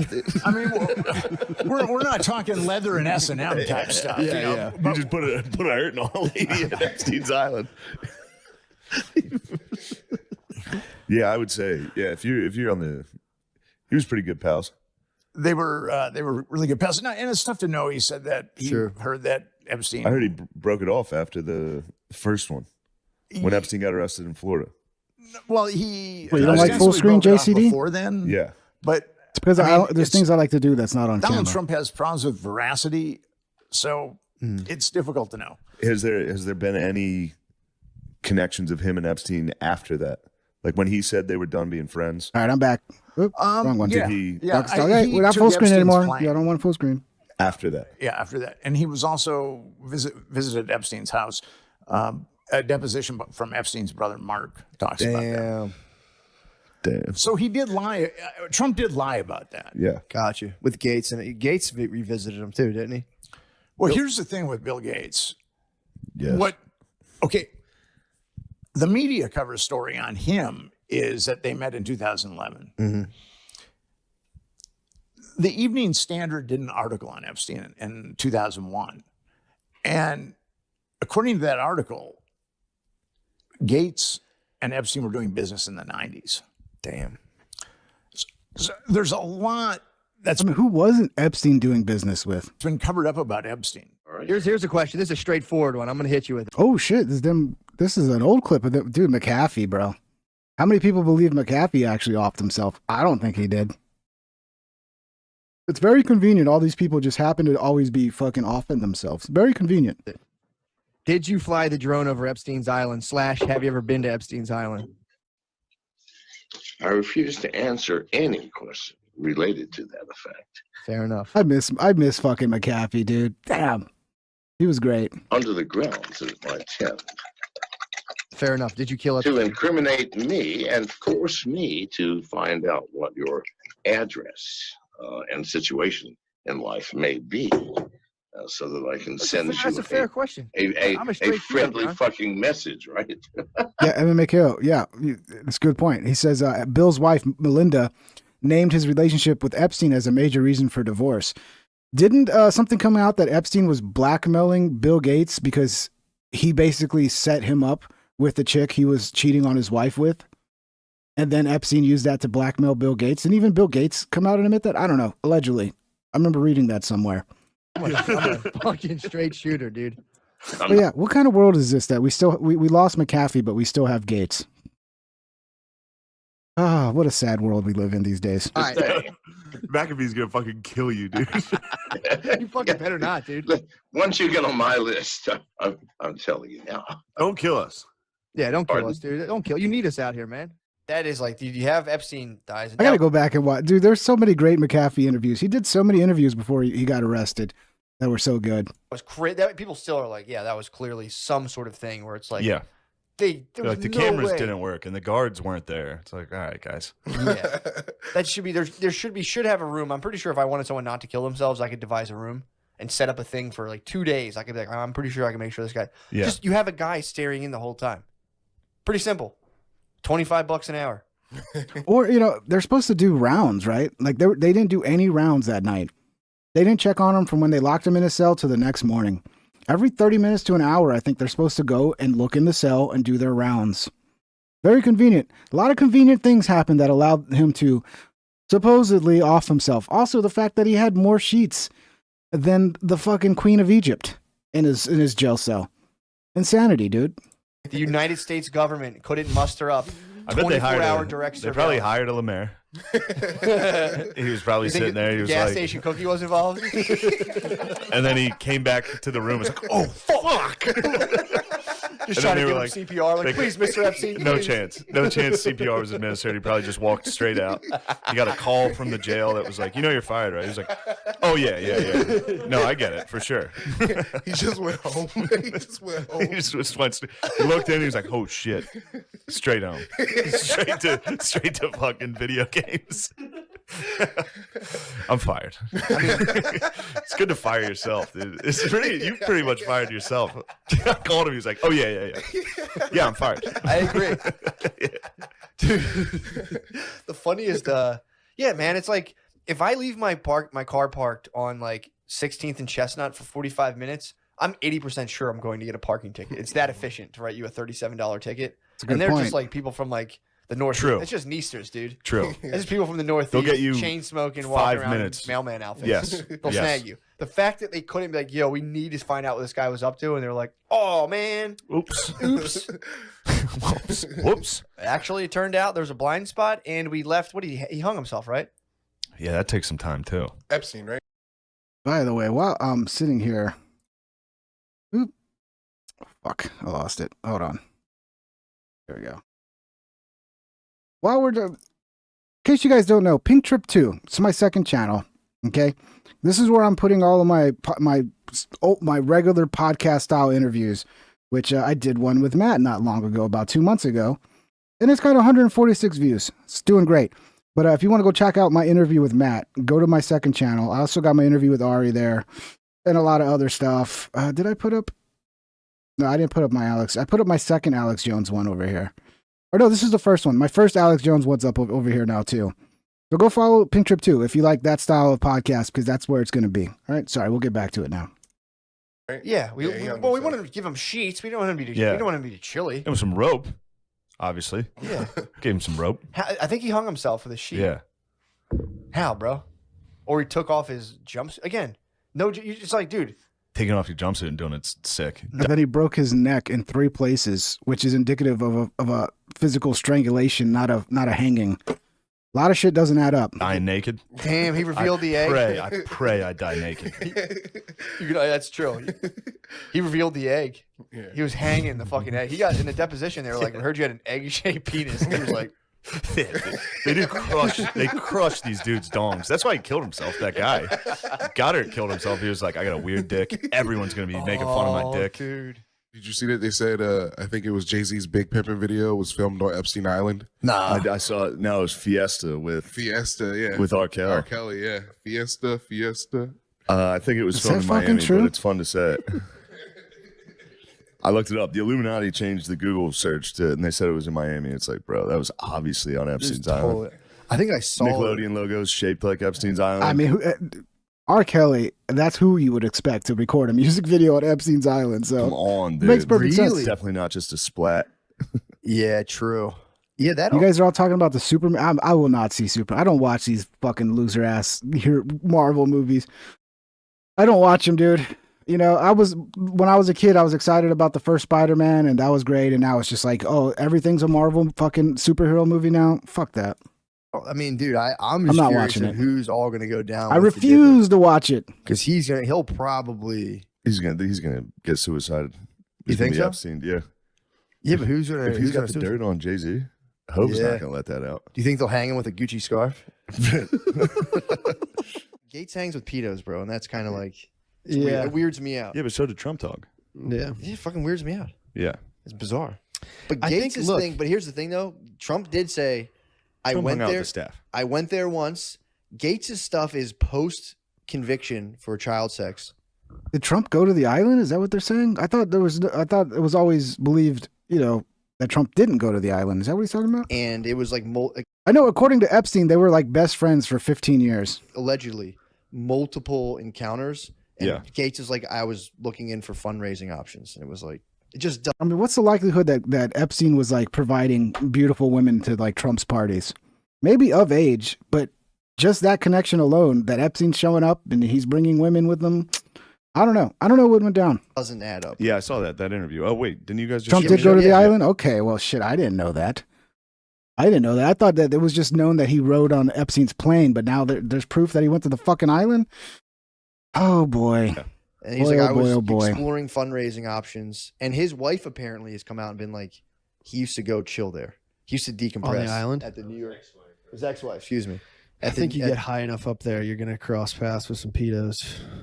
Yeah, that's your excuse. But post, What the fuck? I don't get Chris? mad at you Trump about fucking make POs. excuses for these people. All day. I hold Trump at Dude. arm's length. No, for that. look, I hey, hold Trump's I'm a forever at arm's length. pragmatist. What would the world's richest man need to do to like? What contacts would he need from a convicted pedophile? Some of you are saying he never. I always thought that he was on the flight logs, but the flight logs were not to the island. And then somebody kept repeating this in my comment section the other day, that there are no flight logs to the island because there's not an airport at the island. Yeah, but you have to fly somewhere first before you fly to the island. So there's going to be some logs where you're flying to like Little Saint, whatever it's called, like the little surrounding areas of that island. Like you would fly in there and then fly to the island. So there are logs of people going to the island, not directly to the island, but you kind of know where they're going if they're flying right next to the island in the logs. I don't know. Like maybe I'm wrong. Who can he not talk to? I don't that know. He can? I don't know. I mean, he I've- probably has a pretty extensive. I've network. watched enough People Game owe of him a lot Thrones favors. where sometimes, you got to make strange. Do you think Epstein was just protecting the realm? Instead of being eunuch, he just had his egg-shaped penis and was like, "Yes, yes." He was. Epstein was that guy. I saw that video where the guy's interviewing him and he's like, "Oh, one of your victims said you had an egg-shaped penis that was very thin very thick at the bottom, but then thin at the top, and it resembled like an egg." That's the same method they used on Michael Jackson. It's like you're just trying to piss them off. Even the guy that was interviewing him was like, "Yeah, I was just trying to. He's a narcissist, so I was trying to get to him." But I'm sure he did have an egg-shaped penis. Don't we all have an egg-shaped penis? Like the head is kind of like an egg, you know? That was out in the woods with all his daughters. I mean, Jon Snow did stay there. So, He had Craster. Jon Snow did stay there. Very so technically true. Jon Snow Trump's is on theme the song list. is a gay God damn. anthem. Instead of leaving his firstborn son. I was always sussed out by the constant playing of YMCA. I was like, well, dude, this song sucks. My whole life, anytime someone played this song, I'm like, oh no, YMCA. And then like Trump takes that on as his anthem. A little sus. Just leaving a like little Claire's sus. accessories out in the snow. They will come. Yes. I was like, damn, if he fucking gets peace in the Middle East and a sick ass fucking Like his sandals? just and a thing that America owned. Like So I guess this guy clipped up every time they talked about Epstein. That's pretty cool. Oh yeah, look at all the episodes he clipped here. Good job, 432 Clips, doing it, put in the hard work. he was like, we're not going to give it up. It's something we can. It would just be a territory or something. Hear me out. Hold on. Now, if America steps in and goes, it's neither viewers, all right? Well, It's no, that's ours for now. real what Yeah. the plan is. Yeah. Okay, yeah, proud to be an American is his anthem. All I'm saying is he plays YMCA a fucking lot. And there was a point in the election where he became it became a meme, him dancing to YMCA, you know? So, whatever. I'm just saying the song sucks, okay? But Can't be seeing mad. Netanyahu If you can't sitting share- right next to him, like, Yeah. That's a bad sign. Yeah, it's definitely yours. Yeah, true. it's definitely not absolutely Just holding ours. like a sex tape behind his back. Yeah, it's yours. Here's a video of you and a child we got at Epstein's house. Are you sure that's yours? Well, it's funny that so the Democrats have been fueled by calling people racist. Sure. Recently, the Republicans have been fueled by yeah, well, you're a fucking pedophile. I know, dude. I know. Yeah, well, you fucking sacrifice shit to the devil, dude. Oh, I'm racist? It's like, okay, dude, at least I don't fucking eat and fuck kids. Fuck Like, kids. Wait, what? That's a good point. Well, we're just making shit up. You have a boat that you fuck kids on. You're boys with him. Yeah, dude, that's a monumental. That's your boy. Be like, Epstein, your boy Epstein. Your That's boy. not my boy. Like, no, that's your boy. That's your fucking boy. You're No, on the I plane. just chilled too. with the staff. I didn't even like him. Dude, the fucking the article we had to read. The ultimate, that's your boy. Dude. Oh, that's your fucking. Epstein. You better check your man. Who, your boy Epstein? They did it. They hit Prince Andrew hard on that. Yeah, it was enough that somebody killed him. It was enough people being like, "That's your boy." It's like, it's not my fucking boy. Milo's pretending to read a Meanwhile, Bible. all the people criticizing me would have been on the private jet to Epstein's island. They'd be like, I can't believe he's on that plane. They'd be like, what All right, we'll move on. I think that just the first one was the latest. But yeah, Shane and them been talking about it for a while. So yeah, somebody was mentioning this one earlier. This is Alex. President Trump now claims the Epstein list is real, but the Democrats have doctored it. You know, I don't care. Tell your base, like, hey, there's a lot that's been removed. This is just, they're basically only leaving in the Republican shit. People would have probably doubted at that point, but if you would have released it, you still would have bought a lot of credibility.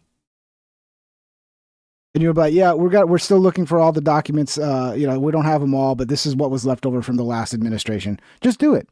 And then fucking Scott Adams is on Twitter going like, well, what if releasing the files meant that there was a war where thousands of children died? It's like, so now if we release the files, we're going to have World War III and children are going to die. So now we got to protect children by not releasing, like, the level of cope is disgusting. I think I got the Scott Adams one too. We'll get to that, but let's see what Alex says. And by the way, I like Alex. Okay. I'm allowed to disagree with people. That doesn't mean I don't like them. I've been getting like the one InfoWars video that got like 20, 30,000 views. So many InfoWars fans are just, they're so fucking annoying to read their comments, dude. You cannot some of the fanboys of like people like Rogan, because I get it from Rogan's fans too, and from Alex Jones, is like, you cannot say anything. You can't even pick on them and make a joke about them, or they fucking cry like little bitches. Anyway, let's play it. As you know, I just call balls and strikes. And after years of saying they will release the Epstein file or list, suddenly they're not going to, and we're told it doesn't exist.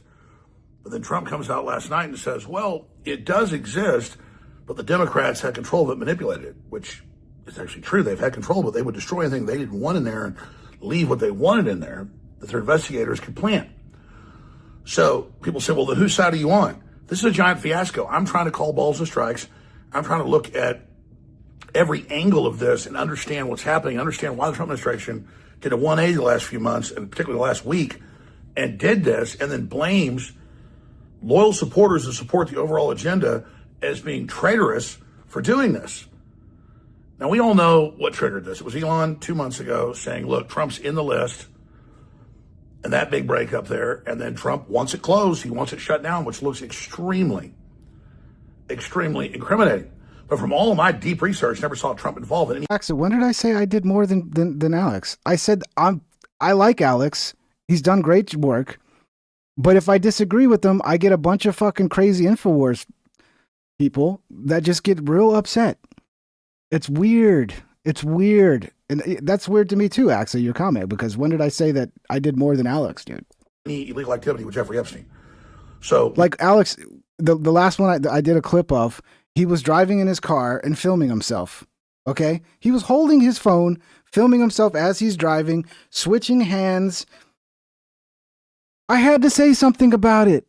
I had to tease him about it. And like every comment is like, oh, shut up about him driving. It's like, oh God, dude. I can't even have some fun. And it's like everybody fucking cries. we are simply here tracking this case, not choosing a side, not wanting to make things be what we want them to be, but simply looking at the facts. But there's a lot of good InfoWar fans, dude, but there's a segment of them that are fucking nuts and they have no sense of humor and everything is the end of the world. I dropped the ball. I didn't even think about the fact. I'm like, oh yeah, if they've had the list and they've had the files for years, the Democrats would take stuff out and destroy it. Well, that's obvious. They would leave in and twist and put in what they wanted. They have a long history of false documents, reports, Crossfire Hurricane, the list goes on and on. January 6th. So we've got to investigate this. We've got to keep open minds about this on all angles. But this is the big story. And this has put the Trump administration into a mega massive crisis. And Trump at press conferences and the rest of it saying, don't ask questions, triggers the ultimate Streisand effect and is insane. So I don't know where in the world. A lot of you are talking shit about Alex, but he's not going along with this shit. Yeah, he might be kind of trying to find a way to not throw Trump under the bus and make it seem like Trump's still working for our best interest. But he's not covering for this Epstein shit. They're coming up with that plan. He's covering for Trump a little We'll bit. to track this in live time. We'll cover the good Trump's doing. We'll cover the bad he's doing. To give Trump our ongoing advice. And I'm going to post a video later, do a live show today at 4 p.m. Central, breaking down what I think Trump needs to do to get things back on track. And that's release everything. That's why Steve Bannon wants it released. He went and interviewed Epstein. He knew him. Nothing to hide. You had Alan Dershowitz saying, release it all. Doesn't incriminate me. Okay, well, then release the whole thing. This is not going away. It's only blown up 10 times bigger. It's out of control. And this was so obvious a week ago. People said, oh, you're being a traitor. Say this will be a big issue. No, I'm seasoned. I'm informed. I'm involved. I know what's going on. This is going all the way back to the Iran fucking regime change shit. Oh, you're panicking. You're panicking. Are we panicking now? Because it sure seems like all of you fucking losers that were calling us panicins for standing up for what we believe in, which is no more regime change wars and focusing on America first and not getting involved and fucking with every other country and pretending like we're the world's police. Now you're the ones panicking. I'm seeing all those motherfuckers. All of MAGA are panicking. And the Iran shit was a little bit of a little heads up to what was to come. It was the first little warning sign that, oh, this is not the Trump from 4 years ago. There's something else going on here. And now this just more evidence to go. Something's weird. Something don't smell right. It's insane. We'll cover it all at Infowars.com. Real Life Shows on X. Pray for America, pray for peace, pray for President Trump. Do the right thing. Well, I'm glad Alex is. I don't know if he's doing an interview out of town, but he looks like he's vacationing. No one needs a vacation more than fucking Alex. Yeah, we got Tucker. Tucker's going hard. Maybe Tucker. I bet you Tucker could have a good shot of winning if he decided to run. I would not be surprised. So the real scandal here is who he was working for and where the money came from. That's the actual scandal, and no one will say anything about it because the answer was it American intelligence? No, was it Saudi intelligence? Was it British intelligence? It was Israeli intelligence. And everyone's embarrassed to say that because you're not allowed to say that or something because you're a hater, but you're not a hater at all. You can think Israel's a great country that deserves our support, as I do. My best memories are in Israel. Yeah, it's great. I've taken my family on vacation there, but I have to do the same thing. If I say anything bad about Israel, I have to first say a bunch of positive shit. I love Israel. I want the best for Israel. Jews are my fellow brothers. I love the Jews.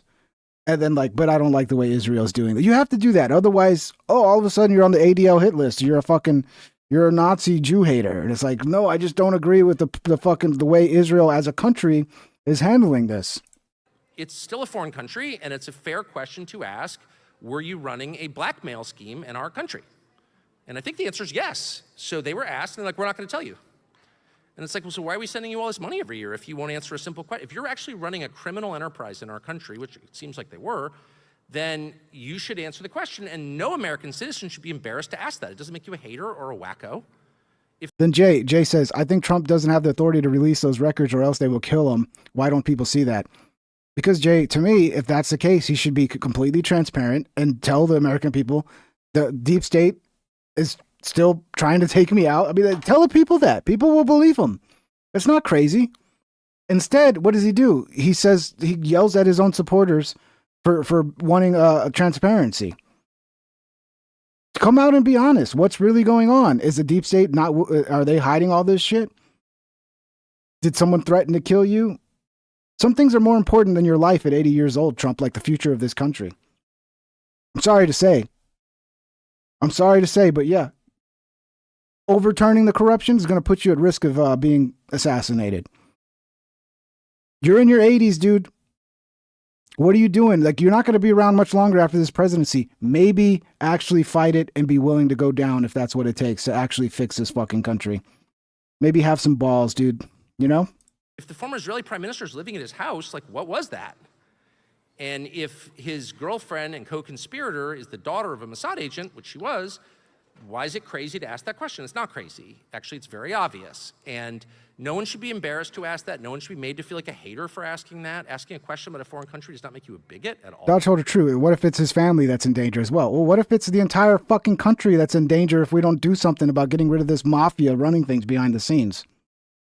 What about, I mean, your job as the president is to put the country first. And if you can't do that because you're worried about somebody might get harmed in your family, then you're probably not the man for the job. And in fact, the effect of we need to bring back George fucking Washington, okay? We need to go get good old George's DNA and bring him back. not asking that question, the rest of us are all kind of embarrassed. Tired of all and these like, oh, pussies can you running really say that? everything. What that right there causes hatred and creepiness, and everyone feels like it has to be conducted in secret. When you're not allowed to be straightforward about something, the conversation and the thoughts tend to become diseased. We got a lot of Tucker coming up here, boys. Because he went on to Turning Point. He did a speech at Turning Point. I mean, Turning Point was probably one of the biggest Israel supporting blah, blah, blah, blah. Thank you, Spocko. Yeah, they definitely got to him. One way or the other. 99 cents. They definitely got to Trump. True. It's very clear. One way or the other, they got to him. We just don't know how. The most likely would be that his connections with Epstein is what it is. He's trying to hide that. Trump claims the Democrats contorted the Epstein file, and it's true. I would give Trump an F in the last month on his handling of the F Epstein minus. case. Everything they've done has created a giant Streisand effect. That said, though, he made a point in a Truth Social post yesterday that the Epstein file has been controlled by the Democrats, and only what they want to be known is going to be in the file, just like Russiagate and all the other hoaxes. I had always pointed out that they could delete anything they didn't want to be seen, but what about adding things that they wanted to be seen? FBI reports, not any real evidence, but things that spin it. And that's what Trump said yesterday. So I'm not in the business of being an apologist for Trump. I've been a major critic. But this has to be investigated. This has to be looked at very, very deeply. I did a big live stream earlier today. Dude, if let's say Trump was innocent of any of the worst things other than just hanging out with Epstein. If you would have released it and it showed, okay, yeah, Trump was friends with him for 15 years. Trump partied with him. Trump probably fucked some chicks with him. People would still look past that and go, you know what? If Trump released it, that must mean he's confident in his innocence. If he's willing to release it and it doesn't look good for him, he must be really confident in his innocence. Good move. But instead, now it just looks like you're hiding some shit and you look guilty as sin. That is very, very important. We're going to be going over more. And I want to respond to how Trump has fumbled this, but also want to respond to how I think he should handle it, all coming up here today. But this is a big deal. As Bannon said, we could lose 40 seats in the House with this fiasco. This continues. More. Because that 10%, we're going to lose 10%, because 10%'s enough to, like, that's it. MAGA's not winning anymore. It's going to be more than fucking 10%, guys. It's going to be so much worse than that. Democrats, we have morals, and we don't become complicit in cover-ups. But is there a cover-up? What's happening? We're going to figure it all out together as we war game every single angle of it. Be sure to follow me on next Real Alex Jones. Be sure to watch the live stream I just did, because it's so... I get it. People they want to keep having faith in Trump. I can't. I cannot. At this point, I have no faith in this fucker. I have no faith. So incredibly important. But yes, he's still better than Kamala, guys. Okay? Yeah, we'll have that. That's be my cope. Yeah, this is Ghislaine Maxwell. She does not believe that Epstein committed suicide. Where is this interview from? Is there a larger version of this? I need to find this. Do you believe that he committed suicide? Because many don't. No, he didn't. I don't believe he did. I believe that he was murdered. So yeah, I mean, his brother doesn't believe it. The autopsy doesn't point to suicide. It points to, somebody strangling him with enough physical force to break his neck in 3 different places. All the coincidences of the cameras being out and nobody doing their rounds and checking on them, and him having all these sheets when he was just tried to kill himself 2 weeks before. None of it is adding up, man. None of it. Here's Tucker talking about Dan Bongino. While this is playing, I'm going to go take a little pee-pee. Be right back. Well, as we're recording this, Dan Bongino is threatening to resign if Pam Bondi does not resign as AG. What does that tell us, in your opinion? Well, it tells us that Dan Bongino got shafted, completely shafted. And I'm saying this as a friend of his and someone who respects and likes him, but also just as an observer, an informed observer of it. So Pam Bondi, who's, by the way, I don't hate Pam Bondi. She's a totally nice person. If she was here, you would enjoy, I don't know if you know her, but she's a very nice person. I'm not against Pam Bondi in the slightest. But the fact is, she got on television on Fox News and started saying stuff like, I've got the client list on my desk. And actually, no, you don't. And I've got thousands of videos of Epstein having sex with kids. Well, actually, no, you don't. Most of the material was commercial porn taken off his computer. Like, that's just not true. Why did she say that? Probably because she's insecure and she's trying to please the audience, I would expect. Do you think Dan is upset because his integrity is being questioned now over her mistakes? Oh, my gosh. So you're Dan, and you're a media figure, and you've got one of the biggest podcasts in the country, and you're making tons of money, and you're having a great time, which he was. You just built this brand new studio in Florida. You work with your wife, who you really like, which she does. And you get the call saying you'd be deputy FBI director. And you're like, I love Donald Trump. I love this country. I will, cut my pay by, into 1/10 of what it was. And I will leave my house and move to D.C., which is a kind of prison sentence itself. And I will do this because I love the president. I love the country. And you're there a few months. And all of a sudden, everybody thinks you're covering up Epstein's crimes. And it kind of wrecks Dan's career. Like, he can't go back. It's going to be very hard at this point. Dude, this cope that like, oh, Bondi ruined Dan's career. No, Dan, you ruined your career when you went on and changed everything to all of a sudden he killed himself and all. Don't fall for this cope, dude. Dan Bongino and Kash Patel ruined their own fucking careers. Yeah, Bondi sucks, but I'm not buying this blame it all on Bondi bullshit. This is all coming from Trump. I mean, things may change, but as of today, pretty hard for Dan to go back to his podcast audience and be like, I'm telling you the truth, when they all think that he's covering up for Epstein. Who did that? Pam Bondi did that. And I don't know that she did it on purpose. So Bondi basically possessed Dan Bongino and made him say all those things? She's some sort of demon that possessed his spirit and made him fucking start covering up the Epstein shit? What? Come on now. I'm assuming not. I don't think she's a mean person. I've never gotten that sense. But for whatever reason, she went out there and said things that were not true, that she could not back up. And then they issued this memo thinking that it would clear everything up. That was embarrassing. And I guess they're just so dumb, they didn't realize that if you tell everybody you have the tapes of these crimes and then you issue a memo saying you're not going to prosecute anybody for the crimes, what are you saying? I'm covering up for the perpetrators of these crimes. Duh. They have no one with an IQ over 80 over there to read the memos? Are you kidding? I'm not exactly sure how that happened, but I do know that it leaves a guy like Dan and John, we got to cheer John up. This is our time to cheer John. John, I don't know what's going on.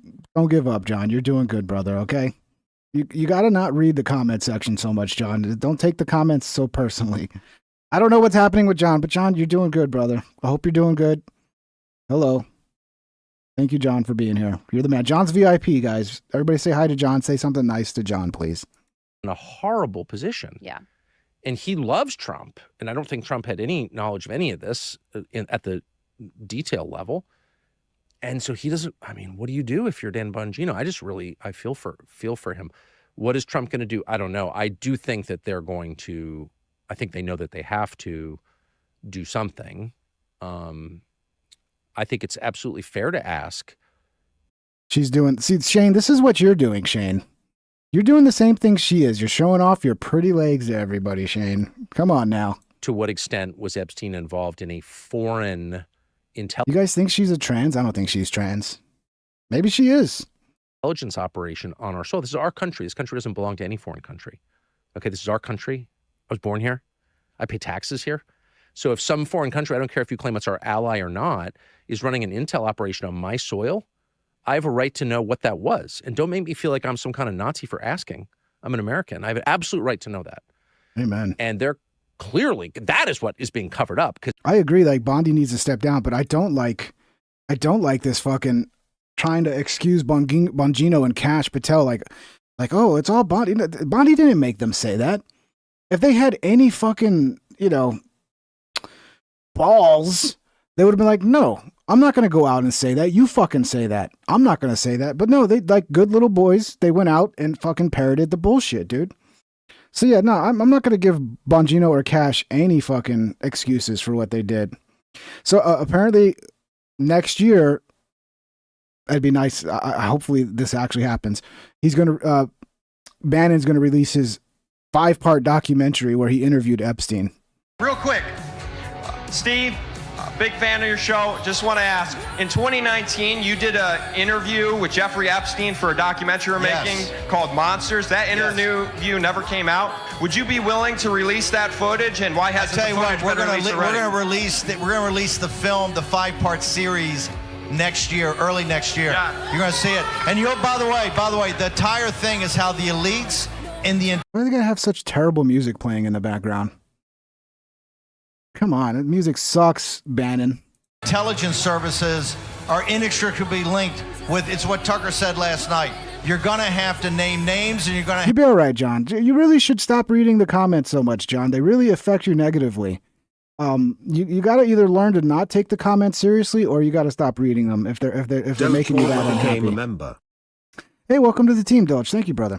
Have to understand how you rock, Doge. Thank you for all the support, bro. I really appreciate you. The elites in the world, but also the intelligence services are inextricably linked in Epstein's story. That's the key. Awesome. Short, real quick.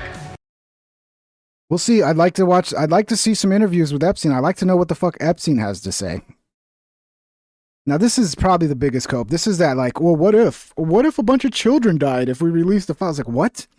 Scott Adams, I hope you're doing okay with the cancer. I hope you never die. I hope the cancer goes away. But this is fucking stupid, dude. If you see the Epstein story as a crime story, which of course it is, you probably favor maximum disclosure of everyone and everything involved, including innocent people, like a typical court case. Yes, that's what we want. If you see the Epstein story as something bigger, involving more than one nation, you might see it as a commander-in-chief issue, meaning the public is not meant to have the full story. Similar to most national defense issues, we elect a president to decide, in part, what the public can safely see. Suck my dick. Give us everything. Everything.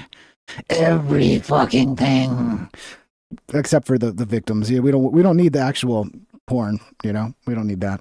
Would you favor full disclosure if you knew it? If you knew it would derail a peace negotiation? Yes. Would you favor full disclosure if you knew it would end Republican control of Congress and plunge the country back into a Democrat open border hellscape? Yes, and that's not what it's going to do if you did it right. If you actually did it right, your fucking approval would have gone up, retard.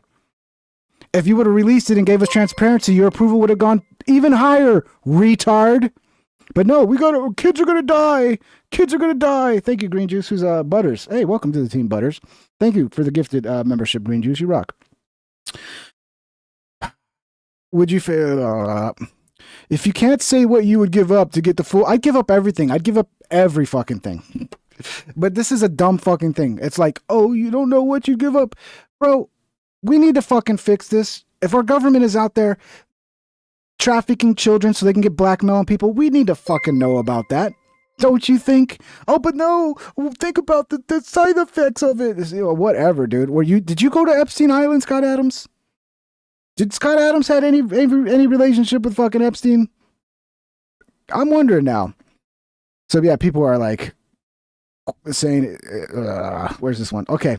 I'd favor full disclosure and stopping elite pedos regardless of the political cost. I'd rather be able to look at myself in the mirror than know I protected people willing to hurt kids. That's the answer, okay? And here comes the ultimate fucking cope. How many kids would you favor killing in an avoidable war to get justice for each one of Epstein victims? More than 100? Guys, to stop pedophiles, kids are gonna die if we stop the pedophile ring. Fucking retard, dude. This is why I hate Scott Adams. I hope he doesn't die of cancer. I hope he lives another 100 years. And I'm glad that he's taking estrogen now, or testosterone blockers, and it's stopping the progression of his cancer, and he's got no pain. All that's great, Scott. You're still a fucking idiot, dude. This is dumb. Fucking dumb. This is Drinking Bros Studios. I don't know if you guys watch Drinking Bros. They're cool. I like these guys. I'm kind of friendly with them. They're from Austin. And yeah, this is a rumor going around, and it could be it. Like, what if Melania was being trafficked by Epstein at one point? And what if Melania ended up getting introduced to Trump, and then Trump marries her, and she's like, I don't know. But this does throw an interesting angle to all of this. It's all over the Epstein list, but nothing criminal. What he didn't want people to know is that Jeffrey Epstein introduced him to Melania Trump. I heard it from somebody who I deem as credible as anybody. And so have I. And placed in a position. All right, guys, did I miss another membership there? Scaleworks RC. Scaleworks RC. Welcome to the team. And thank you, Doge. Doge Holder, 5 gifted memberships. Damn, Doge. Thank you, brother. Who else we got here? Vegeta. Vegeta, welcome back. I remember you. Theodore, welcome, Theodore. Herbs, I remember you as well. Herbs, welcome to the team. Dalkani. Your name looks familiar. Dalkini. Welcome. Welcome to the team. Thank you. And Sigma also got a membership from Green Juice. In Sigma. I'm just saying in Sigma. I know I'm not saying it right, but that's what the word looks like. So I'm going to say in Sigma. Sorry. Maybe you can correct us on how to pronounce your name. Welcome to the team. Thank you guys for the gifted memberships. You guys rock. Let's get back to this. Position where they would absolutely know this, and said that they had seen it on the files themselves as Bondi, that blonde woman right there, was poring over these files. They had access to all of them, and they had a team of something like 70 or 80 people poring through all of this stuff, right? And one of these folks had enough and wanted to say something about it. Like, I understand Trump's motivation to some degree. Like, it's kind of embarrassing, I guess. Maybe he's trying to protect his wife. More likely, he's trying to protect his own image, which, again, I understand that to some degree. But you've taken the job, my friend, and you have to take the heat with the job, and this is part of it. Pedophiles who are trying to influence global politics and blackmail people are going to walk scot-free because of this. Whether this is the primary reason or not, maybe there's other stuff. Maybe an even bigger part of it is that there's so many people wrapped up in it that everything would collapse. But I'll tell you, if the foundation has to be abusing children, then it deserves to collapse. Yes. Right? I would rather eat. Amen, dude. Amen, dude. I would rather have to go back to farming and kill and get rid of all this stuff. It'd probably be better. We'd probably be better off if we did that. Than live in a world where my country is built on this. Amen. That's the answer, Scott Adams, you bitch. Oh, what if 100 children die because we released it and there's a war and there's fuck them all, dude. Fuck them all. All right. Maybe I should save this for another day because we're already at 2 hours. But yeah, Tucker, if you guys want to watch this is pretty good. It's a pretty good speech by Tucker. And I think this could lead to Tucker running for president. I really do. And it's interesting to see. We'll watch a little bit of it. We'll watch a few minutes of it. It is interesting to see this is going on at a TP USA event. And the crowd is completely fucking into it. They're not booing him. So this idea that it's just 10%, it's just going to affect him. No, this is going to cause MAGA to go, you know what? Trump's not our guy anymore. We need a new guy. Who's our guy now? We need a new guy. And that's kind of where we're at. Who's the guy? Who's the guy that's not going to fuck us the way Trump did? Ladies and gentlemen, Tucker Carlson. What an intro, dude. It's almost like a wrestling show. Is this a wrestling event? It's like, I feel like I'm Charlie Kirk. Never. Thank you. Ain't gonna happen? I never. Tucker could easily win, dude. There are people even on the left right now in the show with Nick Fuentes rant. I don't think I have Green it in Juice Nick Fuentes rant. Incorporated super chatted I'll look for it. $6.66. Oh, yeah. End the show with the Nick Fuentes rant. Okay, it's not going to get me in trouble, is it, Green Juice? Well, I'll look for it, okay? But which Nick Fuentes rant? I'm sure there's a fuckload of them. Never miss a Charlie Kirk. Dude, don't discount the idea that Tucker could run for fucking president and be the front runner in no time. There's even people on the left who are retweeting Tucker now who are like, I never thought I would agree with Tucker. That's the guy who can fucking bridge that gap. Because there's not a lot of difference between the moderates on the left and the moderates on the right. If you can bridge that gap, forget about it, dude. Kirk event because I love Charlie Kirk and I know Charlie Kirk very well. Everyone says they have no interest in running CWG until they do. At a certain point, it's like, dude, you want to fix this country? Then step up and do it. I'm willing to run. If I was in Tucker's position, I'd be like, look, I'll go get myself killed to try to fix this country because what future is there for my fucking family if this shit isn't fixed? So it's great to sit there and complain about it all day long, but if you're in a position like Tucker where you might actually be able to get into that position, go do it. But I always forget what the walkout is like, and I feel like I'm going to have a seizure. It's like free. Anyway, thank you so much for having me. This is more people in one place than I've seen since the last Charlie Kirk event I was at, so it's hilarious. So I noticed everyone's been talking about Epstein tonight, and I want to kind of differ from... Is Ghislaine willing to speak to Congress? Well, let's see. McCranky. McCranky says, Daily Mail says Ghislaine is willing to speak to Congress. That'd be great. That'd be great if she was willing to fucking come out and spill some beans. But then nobody's going to, people are going to be like, well, you can't trust what she's saying because, I don't know. But yeah, she should speak out. The crowd a little bit. Hopefully she doesn't, get too many sheets sent to her jail cell tonight. In saying that, I watched Ben Shapiro yesterday, and now before you boo me, I thought he made a really solid point. He's like, it happened a long time ago.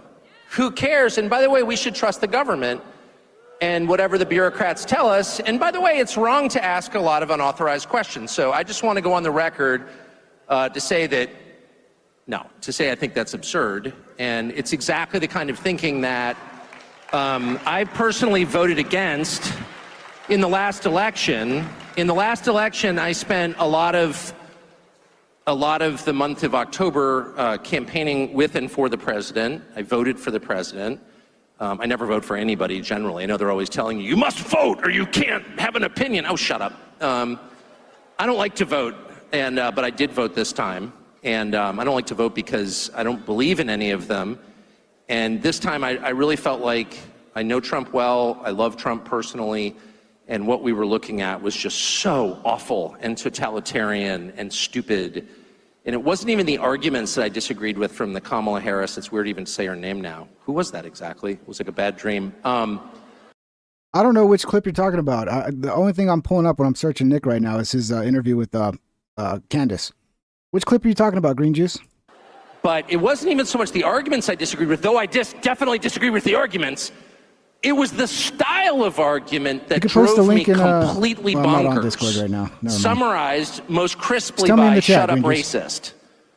Whatever you said, it was shut up racist. And it's like, but wait, first of all, I'm not a racist, but that's not even the point. The point is, I just told you what I think.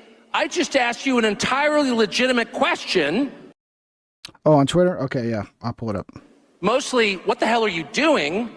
And rather than answer it, you didn't pay me the respect that you would a human being. You treated me like a slave or an animal by telling me to stop barking. Shut up, racist.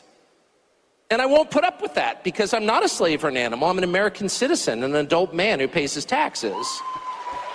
So you know, I ask people questions for a living, and very often I get answers that I don't care for, that I disagree with, that I think are stupid. All right, so Tucker's just the CIA, just trying to play the opposite side so that when everything switches to him being the next guy, they'll have control of him. It's possible. It's possible. I don't know who. Mimri, who should we rally around? Mimri, you tell me. Rand Paul. Who is? I mean, I'm open. I'm open. You guys tell me who's the next guy to rally around, because it ain't fucking Trump. He's old news. Ron Paul. But at least they're Ron Paul might be too old. It might have to be Rand Paul. answers. At least the person responding is treating me like a human being with a soul created in the image of the Creator. He's paying me the respect that every human being is due. When you ask a direct question to someone in charge, you are due. That person is morally bound to give you an answer. That's just alone? He's not bound to agree with you, but he's bound to stop and answer your question. And the left never did that. They would dismiss you out of hand. You are not worth listening to. Be quiet. And that's, of course, where the impulse to censorship comes from. It comes from the belief that you don't deserve to speak because you're not fully human. They own you. And that's what I voted against above all. I mean, I voted against a million different things that I hated about the last administration. Their insane desire to... What do you think? I mean, I understand we live in a republic, it's not a democracy, but what do you think would happen if the votes went overwhelmingly to one candidate, and then the local, like, electoral college, like, they start putting their votes for the candidate that lost? What do you think would happen, dude? Our votes still matter. The problem is the people we vote for suck. The options we have suck. We need better options. To start pointless wars around the world. Their total unwillingness to protect this country domestically, to protect... Look, I know we can vote for John McCarter, but he's not going to be eligible for like another 10 years. So we need someone between now and John. The people who live here, to protect the territorial integrity of the country, bringing in tens of millions of people illegally, giving them free stuff the second they get here, making a mockery of citizenship. I hated all of that. I hated all of that. But the thing I hated most was their total unwillingness to answer any question about why they were doing what they were doing, because it was just too insulting. And every single time I would just feel like raising the middle finger and screaming obscenities, which is not an adult response, I'll concede. Yeah, it's okay. You can do that. But that's how I felt. Sometimes it's a proper response. And I think that's really at the heart of why the Epstein thing is so distressing. I got that clip I mean, pulled the guy up, was Green some Juice. weird We'll sex get to freak it who was as soon as we're done abusing with this girls. one. We knew that. But the fact that the U.S. government, the one that I voted for, refused to take my question seriously and instead said, case closed, shut up, conspiracy theorist, was too much for me. And I don't think the rest of us should be satisfied with that. And by the way, let me just say, I'm not talking about the overall popular vote, Illuminati. I'm talking about each district, each area, right, has electoral college that will go and put in the votes, right? Your electoral college representative, whatever the fuck it's called, right? So say in Texas, everybody votes for Trump, and then the electoral college goes in, and the electoral college that we elect, which is basically our local fucking legislators, they go in and they put in their vote for who the people in their area voted for. If those people started going against who was voted for, it would be a huge fucking problem. People would be in the streets. You think January 6th would be bad? You think the Summer of Love would be bad? Just wait. Say really quickly, because I was so mad about it that I think I found out part of what's going on. I think we are going to find out more. And I think the truth, for whatever it's worth, in case you're interested, is that the DOJ didn't release lots of incriminating sex videos with Epstein. That's exactly what I'm saying, Kawash-san. They can technically go against what their district wants, but they don't do that because it would be career suicide. And his billionaire pals, because they don't have them. They don't have them because when the original search warrant was served, 2007, I think, possibly 2006, I think 7, it was basically designed to protect Epstein. The search warrant was written in such a way to make sure that the feds never got their hands on the actually incriminating evidence. It's another way of saying the cover-up has been going. So that's your answer, Mimri? Non-violent, non-participation? Okay. It's an idea that could possibly work. What do you mean? Everybody stops paying their taxes? Everybody stops doing their taxes. Is that what we do? Going on. The problem is, like, everybody's got to trust that everybody's going to not do it, because if it's just a small handful of people, then those people get fucked. Since 2007, almost 20 years. And so the real question is not, was Jeffrey Epstein a weirdo who was abusing girls? Yes, we can answer that. The real question is, why was he doing this, on whose behalf, and where did the money come from? And those are the questions that need to be answered. And I think it's entirely fair to ask them. And it's not adequate to say anyone who asked them is somehow desecrating the memory of little girls who died in Texas. I'm not going to put up with that answer. I don't care who gives that answer. That is not acceptable. And I think the real answer is Jeffrey Epstein was working on behalf of intel services, probably not American. And we have every right to ask, on whose behalf was he working? How does a guy go from being a math teacher at the Dalton School in the late 70s with no college degree to having multiple airplanes, a private island, and the largest residential house in Manhattan? Where did all the money come from? And no one has ever gotten to the bottom of that because no one has ever tried. And moreover, it's extremely obvious to anyone who watches that this guy had direct connections to a foreign government. Now, no one's allowed to say that that foreign government is Israel because we have been... I mean, he just said that at Turning Point USA, guys. Can we give him a little bit of credit, Tucker, here? He's one of the few people. I'm not even willing to say that he worked for Israel because I don't know. I'd say like the evidence points towards that, but I think he was working for multiple fucking governments. But yeah, I know if you were to take a vote, the vote would be like overwhelmingly people would say, nah, it was Israel he was working for. Somehow cowed into thinking that that's naughty. There is nothing wrong with saying that. There is nothing hateful about saying that. There's nothing anti-Semitic about saying that. There's nothing even anti-Israel about saying that. I've spent my entire life pretty much in Washington, where I knew and loved a number of people, including one very close person who worked at CIA. That has never prohibited me from saying, I think the CIA has done some horrible things, murdered a bunch of people, participated in the murder of a sitting US president. It's got a whole trail of crimes. That doesn't make me a disloyal American. It doesn't make me anti-American in any sense. I was born here. My family's been here for hundreds of years. I love this country. That's why I live here. So criticizing the behavior of a government agency does not make you a hater. It makes you a free person. It makes you a citizen. You're allowed to do that because you're not a slave. You're a citizen. And you have a right to expect that your government will not act against your interests, and you have a right to demand that foreign governments not be allowed to act against your interest. That's not creepy. It shouldn't be forbidden. And yet all of us have trained ourselves to believe that you can't say that somehow, that that's like too naughty and forbidden. And the effect of making that off limits has been to create a lot of resentment, and I'll say it, hate online. Where people feel like they can't just say, like, what the hell is this? You have the former Israeli prime minister living in your house. You have had all this contact with the foreign government. Were you working on behalf of Mossad? Were you running a blackmail operation on behalf of foreign government? By the way, every single person in Washington, D.C. thinks that. I've never met anyone who doesn't think that. I don't know any of them that hate Israel. Even Dan Bongino used to think that. But then Dan Bongino, he went as far, but didn't go all the way to say Israel. He said a country in the Middle East. But no one feels they can say that. Why? And I think the longer that we play along with it, the more subterranean and creepy and hateful the conversation actually becomes.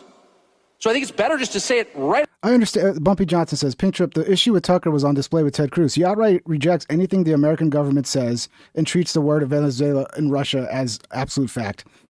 You shouldn't treat what other countries say as absolute fact, but you should come to the realization that 99% of what the government tells you is a fucking lie.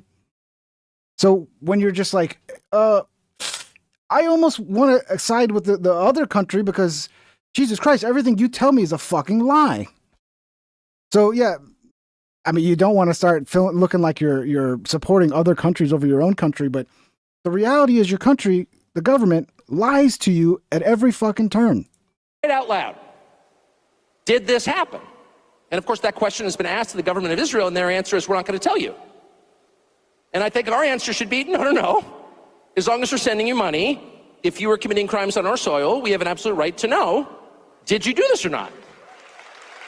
And yet everybody has been so brainwashed into thinking that's somehow an expression of hate or bigotry, when it's not. It's a baseline question that every U.S. citizen has a right to an answer on.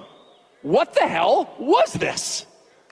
And by the way, if it turns out that it was nothing at all. Yeah, American only is the way to go, James Canvas. That's right. American only. I'm going American only too. That somehow Jeffrey Epstein really did earn $165 million giving tax advice to somebody, which is, for the record, a lot more than most people pay their accountants. And that none of this was actually a foreign intel operation, and that there was no blackmail involved, that actually Bill Gates was just hanging on the island because the weather was especially good.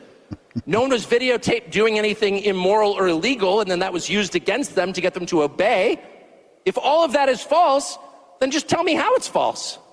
But don't call me a lunatic. And when Fox News runs a piece, as they did yesterday by Hugh Hewitt, saying that anybody who's got even more questions about Epstein is some kind of nutcase with an unhappy personal life, who's spending too much time on Twitter in the fervid fever swamps of conspiracies, up yours, buddy. Then why don't you answer the question then? Don't let anybody insult you, anybody, and I mean anybody, ever get away with insulting you instead of answering a legitimate question, okay? Ever. And by the way, you will hear certain people say, well, that means you hate the person. No, it doesn't. I've got a bunch of kids. I would never let them get away with that. If I caught one of my kids, smoking weed in the bathroom at my house. Well, we got to go with weed here, man. But I bet you he has caught his. I mean, when I was a teenager, I was smoking weed in the bathroom too. So, I bet you his kids are at that age now. I was like, are you smoking weed in the bathroom? Shut up, racist. You hate me. No, you're my child. I don't hate you. Answer the freaking question. Were you smoking weed in the bathroom or not? My answer was always, of course not. It must be one of the neighbors. Those fucking crazy neighbors, man. You seem to be. So I just think it's really important to get into that headspace. And even now, when people talk about this topic, I can promise you, since I spent all day on the phone yesterday on this topic with informed people, they're like whispering certain words. And I'm like, why are we whispering? Why should I be ashamed as an American about wanting to know what the hell that just was? Why should I be embarrassed? I'm not the bad guy here. Why should I be embarrassed to ask what's in this war for us? We got to go to war. Shut up. You're a bigot if you don't want it. First of all, I'm not a bigot. But second, that's kind of not the point. The point is, what's in it for us? Why is this a good idea? Shut up. And it's exactly the style of argument that I voted against, and I will never accept it. I don't care who does it. I will never accept that. Give me a legitimate answer, a reasonable answer, a sincere answer, a good faith answer. We may disagree. You may say, as a good friend of mine who's like totally deranged, but a good person, said to me yesterday, Iran is the biggest state sponsor of terrorism in the world. Reading the talking point that apparently everyone, a bumper sticker that is for sale somewhere, I guess. And I'm like, okay, I don't even know what that means exactly, but how many Americans have been killed by Shia terrorism in my lifetime, which is 56 years? I can't think of any. I'm sure there have been some in the United States. There have been Shia terror attacks sponsored by Iran in the U.S. I can't think of any. There was 9/11. That was a Sunni terror attack. And then there's the drug epidemic, which has killed more than 1 million people during that same period. People I know, my next door neighbor's kid, dead. People, a bunch of people I know have died, and a bunch have been totally screwed up and taken out of life, basically. Their lives have been hollowed out. They're husks. They've been totally destroyed by drugs. That's the reality that I live in the United States. So you're telling me Iran is a bigger threat than the people peddling this garbage? I don't think so. Not where I live, it's not. Oh, shut up. And the person literally said, we're going to have to agree to disagree. Disagree with what? What are you even talking about? But at least he gave me an answer. He didn't say, oh, you hate so-and-so. He didn't go immediately to motive. Okay, so this is always the tell. This is when you know you're dealing with someone who has zero interest in getting to the truth of the question and instead is trying to make you be quiet in order to roll over you and make you obey. And the tell is when they go immediately to motive. Well, you just hate some group, or you're taking money from some other group. And neither one happens to be true in my case, but I always feel like saying, well, okay, what if I am getting paid? Or what if I do have some kind of creepy bigotry? Which I don't, because I think it's immoral. God created individuals, each one knows the hairs on your head. Each person has a soul. No person is seen by God as a member of a group. Each person is seen by God as an individual. So I don't like that. And I really don't. I'm not just saying that. And I mean every individual on the planet, regardless of what he looks like or what he believes. That is true of every person. And I sincerely mean that. But even if I didn't, maybe I was some like full wacko. And maybe I was like taking tons of money from some bad country, one of the bad countries you're not allowed to talk about or like. Qatar! Thank you, Zato. Zatoy Somebody in the crowd yelled out Qatar. Super chatted $20. Karzarian Mafia. You're welcome. Okay, I'll look it up. I've heard of that before, but I don't know enough, man. What deep conspiracy is that I'm going to dive into? The Khazarian Mafia. I think I've heard Sam Tripoli talk about that. Is that some Sam Tripoli shit? Thank you for the 20, Zato. You rock, bro. I'll look it up. I'll inform myself about the Khazarian Mafia. It's funny. He's talking about how he might have taken, about people taking money and then someone yells out Qatar. Because that's what they were, when he was against the Iran regime change bullshit, which I was too, which most of the MAGA that has, they're not just cult members and they actually believe in things and will stand by their beliefs. They were all against it. But then they started accusing him of taking money from Qatar and all this shit. Maybe he's taking money from Qatar. I doubt it. He's someone that's been very vocally anti-regime change, anti these forever wars. And then you expect him just to change his opinion like the rest of you idiots did just because it's Trump now? That's the most hilarious.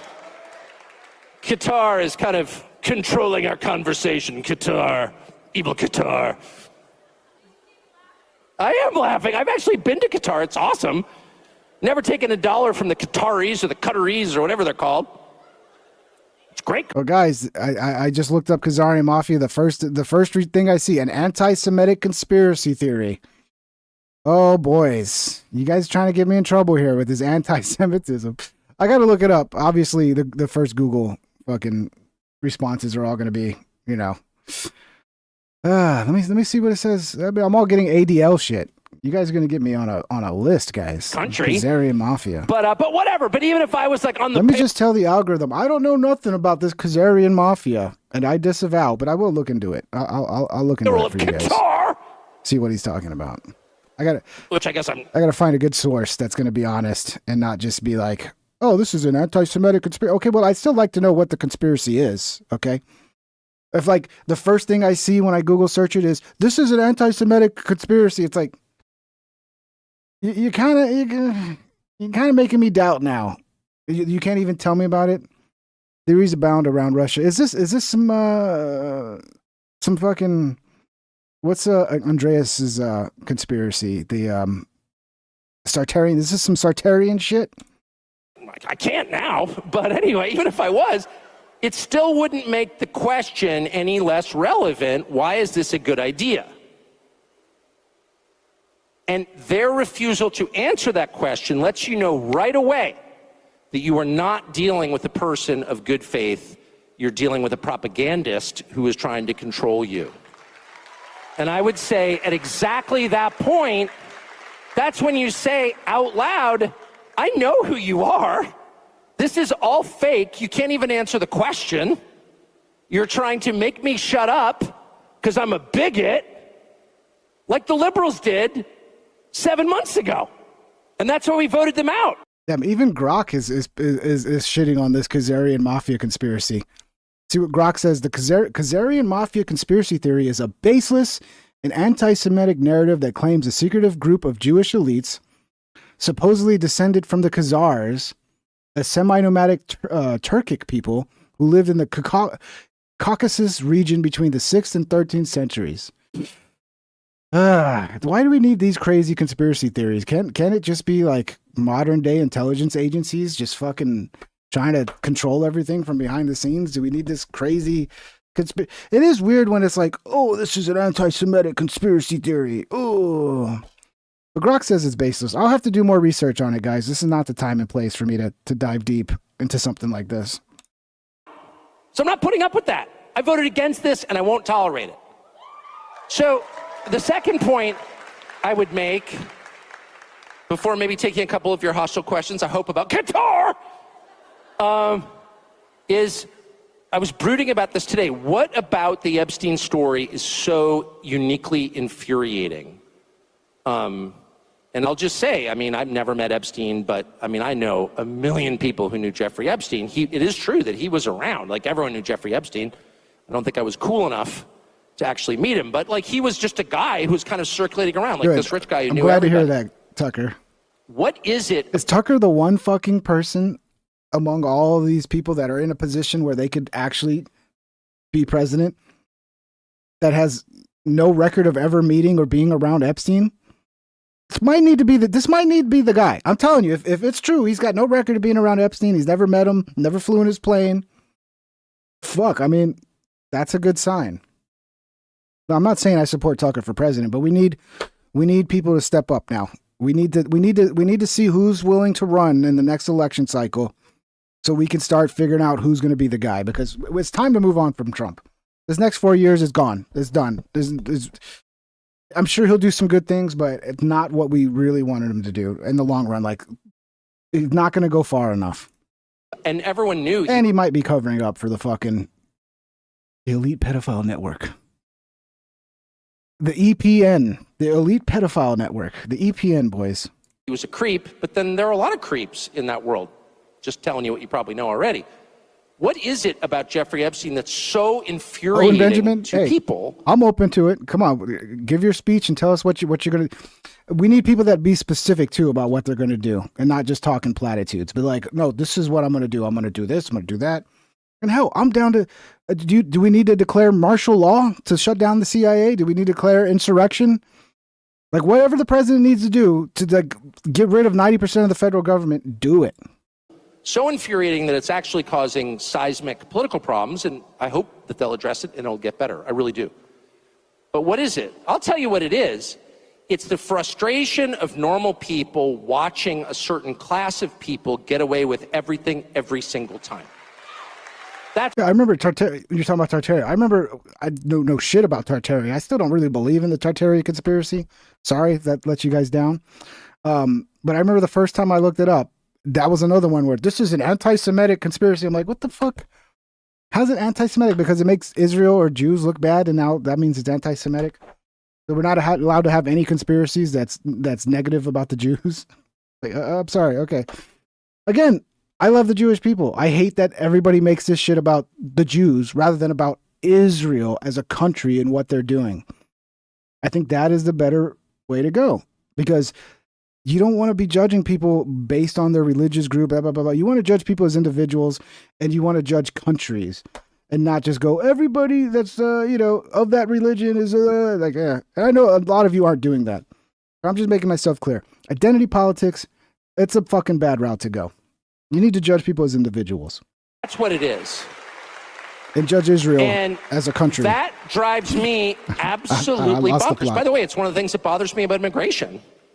You know, as someone who got arrested in Syracuse, New York as a kid because I had an expired driver's license and brought to a cell, I'm watching people come, that actually happened. I have done time. It does change a man. Yes, I joined a gang. But yeah, I did time too. I spent a day in my local jail. I got busted my junior year of high school with weed in my car. It was weird. I could tell that story someday, but I think that was a conspiracy. I was set up. I was framed. I watch, 60 million people come into the country illegally or overstay their fake refugee status or whatever. I mean, the whole thing's a scam, and they get housing vouchers and free education and free cell phones and plane tickets. It's like, wait a second. Not only are they not getting punished for breaking American law, as I would and have, they're getting rewarded for it. The unfairness of it drives you crazy. And it's particularly galling in the case of Jeffrey Epstein and the whole constellation of people around Jeffrey Epstein, all of whom seem to be getting away with scams. And how do you know they're getting away with scams? I'll tell you how, because they're useless and they're rich. So how do you come to a place where some of the least impressive, most useless people who have no actual skills become billionaires? How's that legitimate? And by the way, if you ask this question, at least in Washington, it's like, oh, well, yeah, sounds like you're a socialist. Sounds like socialism. Yeah, okay, I'm a socialist now. All right. I was a Qatari agent or a bigot. Socialism isn't the answer. Like, the answer is to have a competitive capitalistic market, which we don't have. We have a corrupt crony capitalist situation going on right now. So then the socialists come on and go, oh, look, capitalism sucks. Look at it. It's like, no, because this is a corrupt version of capitalism. Anyway, because people are going to say, yeah, Tucker's sounding like a socialist. It's like, no, you can criticize our fucked up, corrupt version of capitalism that we're living in without saying socialism is the answer. No, the answer is real capitalism, real competition, antitrust. You know, competition is what makes capitalism work. Once you get rid of the competition and you start playing favorites and you start having a tax code that punishes people, like it's a regressive tax code where people pay more, the bottom class pays more than all that shit. Mainly competition, the lack of competition and the lack of antitrust. And the last, like, what's the last big antitrust case we did? Microsoft? We need to get real hardcore with the antitrust, and we can bring back capitalism to being what it's supposed to be and how it's supposed to work. Now I'm a socialist. All right. Leaving aside my committed socialism, can you answer the question? How did Bill Ackman get $9 billion? Bill Ackman, a pretty impressive guy? I know Bill Ackman. No. Bill Ackman's like well-connected and super aggressive. That's it. And I think, you know, well-connected, super aggressive people deserve a fair living like everybody else. But if you're accruing $9 million just because you're willing to do anything, I don't know why we have to pretend that's good. How did Epstein get 4 Gulf Streams? How did he get an island, a massive ranch in New Mexico, the biggest house in New York? Like, what is that? Like, well, he needed to be rich in order to fucking blackmail all the powerful people. I'm sure some intelligence agency, some shady way he got his money, because that's one thing that people can't really figure out. How did he get his money? At some point, probably got it given to him so he could play the part of rich billionaire, and you know, he can get in there and start doing what he did, which is blackmailing people with in positions of power. The basic economics really matter, and they matter because not that it's bad that rich people are getting richer, it's bad that everyone else is getting poorer. And it's especially bad that young people can't afford homes. Let me just put a very precise point on this. If you want a measure of how your economy is doing, I personally favor eliminating GDP as a measure. I don't even know what that is. It's clearly not relevant. They tell me Japan has a stagnant GDP. Yeah, I agree with that too. Like, I'm not a very religious person, but I do believe that a big part of the downfall of this country is the turning away of religion. You know, the population's becoming less religious. They believe in nothing. And it's definitely not good for a lot of people. A lot of people need that structure, that religious structure. And yeah, I agree, whoever said that. Been to Tokyo? It's the single most radicalizing experience you'll ever have because it's just so nice. You lost the war? Really? Can we lose a war and wind up like this? GDP. No. I don't know what even that is. The total economic activity. Oh, no. My measure is really simple. I got a bunch of kids. Can they afford houses? Green Juice Incorporated super chatted $6.66. One conspiracy what at a about time. The Targsitions? Oh, Quay Tang in Van. Quay Salaj Yuan. I don't know, man. I'll look all that up too, Green Juice. But I still got to look up the Khazarian one, man. I can only do so many deep dives on things at a time. Thank you, Green Juice. With full-time jobs at like 27, 28. And the answer is no way. And the answer is that 35-year-olds with really good jobs can't afford a house unless they stretch and go deep into debt. And I just think that's a total disaster. That's a complete disaster. Why? 2 reasons. One, if people don't own things, they don't feel ownership of the country they're in. And the country gets super volatile because people feel like they've got nothing to lose. When you have a lawn, trust me, you're thinking long term. Second, it's really hard to have a family without a house. It is. How do you even put that cat back in the bag? How do you get it to where home ownership is cheap again? Maybe you just have to, I mean, I don't want the government building homes, but you got to figure out a way to incentivize the home building. We got to just produce more fucking homes, and maybe that'll bring the price down. I don't know. I haven't dove into that, but it's almost like, seems like impossible to get that cat out of the bag. Because you need, if you're going to build homes, you need to build homes that are like affordable, and nobody wants to build affordable homes, and nobody wants to allow you to build affordable homes in their community. So it's just, everything that gets built is just luxury. And then there's nothing affordable for the fucking lower class to be able to live in, unless they live with like 10 different people in a fucking 1-bedroom apartment. All right. So if you guys want to watch this, this is Real America's Voice. It's about another 22 minutes left of this. This is a good speech. I really enjoyed this speech. Let's get to the Nick Fuentes clip that Green Juice wanted me to react to. This better not get me in trouble, Green Juice. I'm putting faith in you, Green Juice. I'm putting faith in you here. Did you post this, Carlos? This is Carlos's account. Go follow Carlos. This is Green Juice. Go give him a follow. He makes content too. He says he's been doing live streams on TikTok. I don't use TikTok, but if you use TikTok, go check out Green Juice's live streams. He's no longer a self-funder. He's no longer an outsider. This is him talking. Has MAGA lost faith in Trump? He's no longer somebody that isn't taking politician money. As a consequence, he can't tell the truth. As a consequence, he can't deliver real victories. See, I'm still suspicious of Nick Fuentes, right? You guys are like suspicious of Tucker. I'm suspicious of Nick Fuentes because he was in there on January 6th telling people to fucking do shit that you would think that he would have been part of the people that they rounded up on January 6th, but it seems like nothing happened to him. He seemed to get off scot-free. So I'm a little suspicious that he might be a sneaky Fed, but I don't know. He could maybe he just got lucky and they left him alone, even though he's such a big high profile character. Even though they went after fucking Owen Schroyer and they went after who's the other guy that's he used to be with InfoWars. They put him in jail for a long time. Can't remember his name, but I'm sure you guys know who I'm talking about.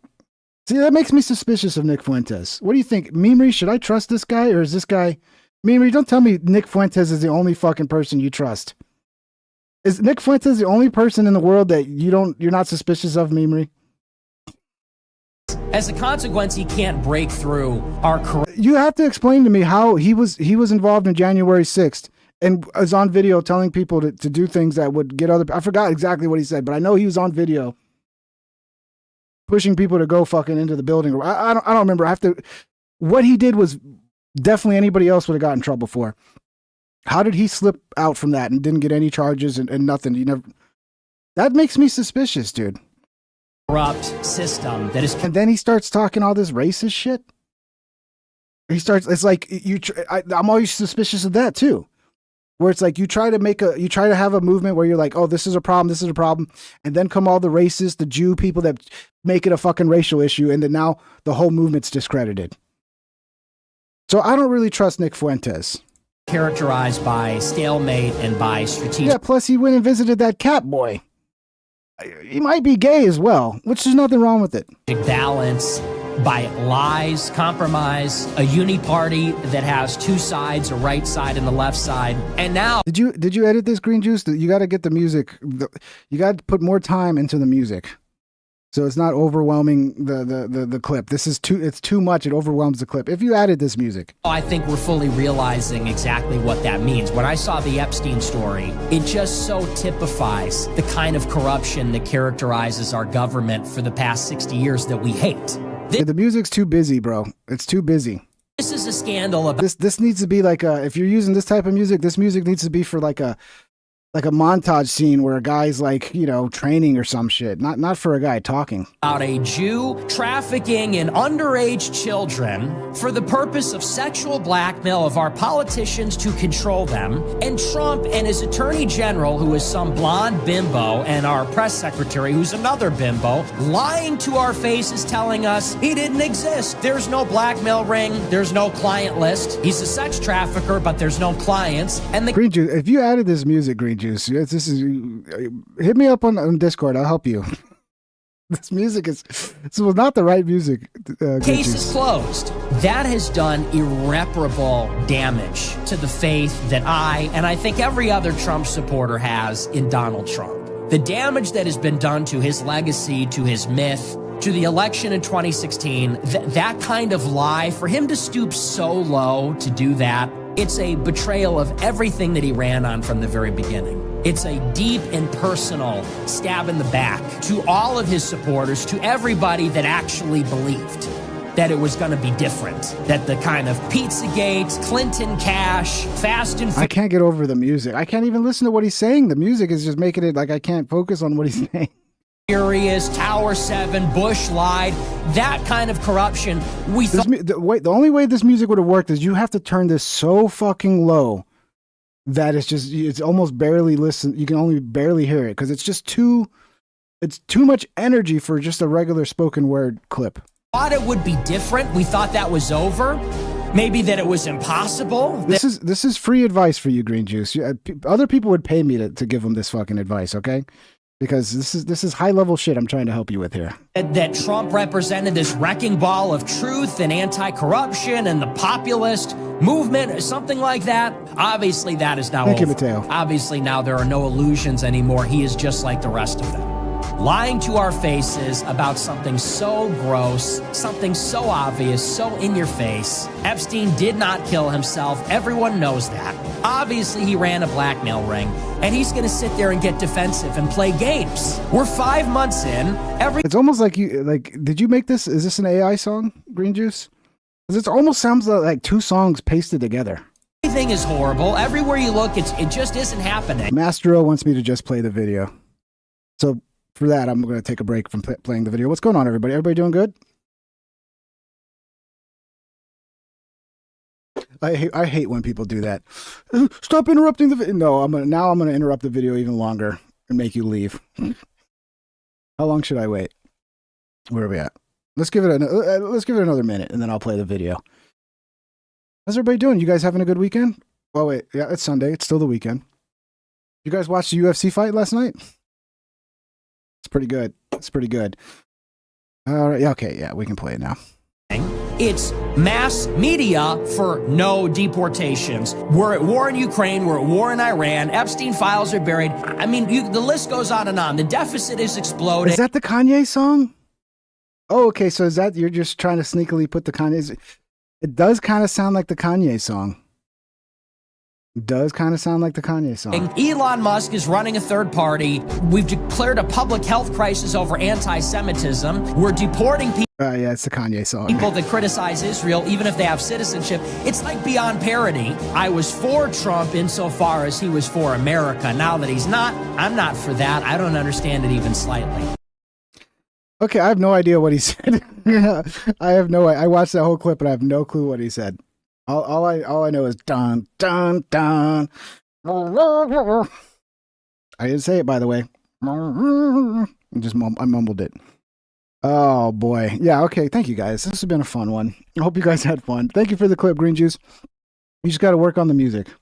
You got to work on the music. You got to, a nice soft. There's a reason why I like to use soft piano because there's not too many instruments. It's not super loud. It can blend in with the person talking a lot better, Nice little soft piano music. It's a quick fix. It's like a little cheat, right? Just any kind of soft little sad piano music. It works beautifully. Or no music works too, bro. But yeah, that would have worked if you would have turned it down. So you're probably Green Juice. You're probably using your phone to edit these things. I always get pissed off when people edit on their phone. It's like, what the fuck are you doing? Go edit on a PC, dude. Go edit on a PC, bro.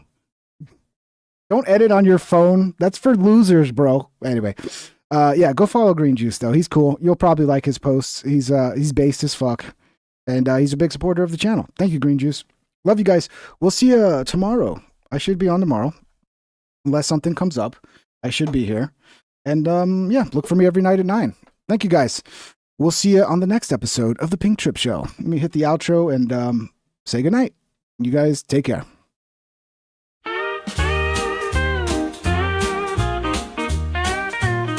Please subscribe and hit the like, and ring that bell if you want notified. Here's some other videos to watch that you might like, or you might not. Have a great day, my internet friend. I hope I'll see you once again. Please subscribe and hit the like, and ring that bell if you want notified.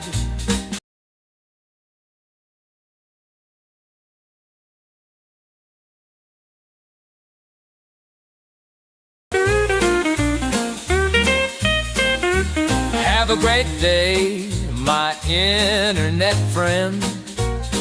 I hope I'll see you once again. Please subscribe and hit the like, and ring that bell if you want notified.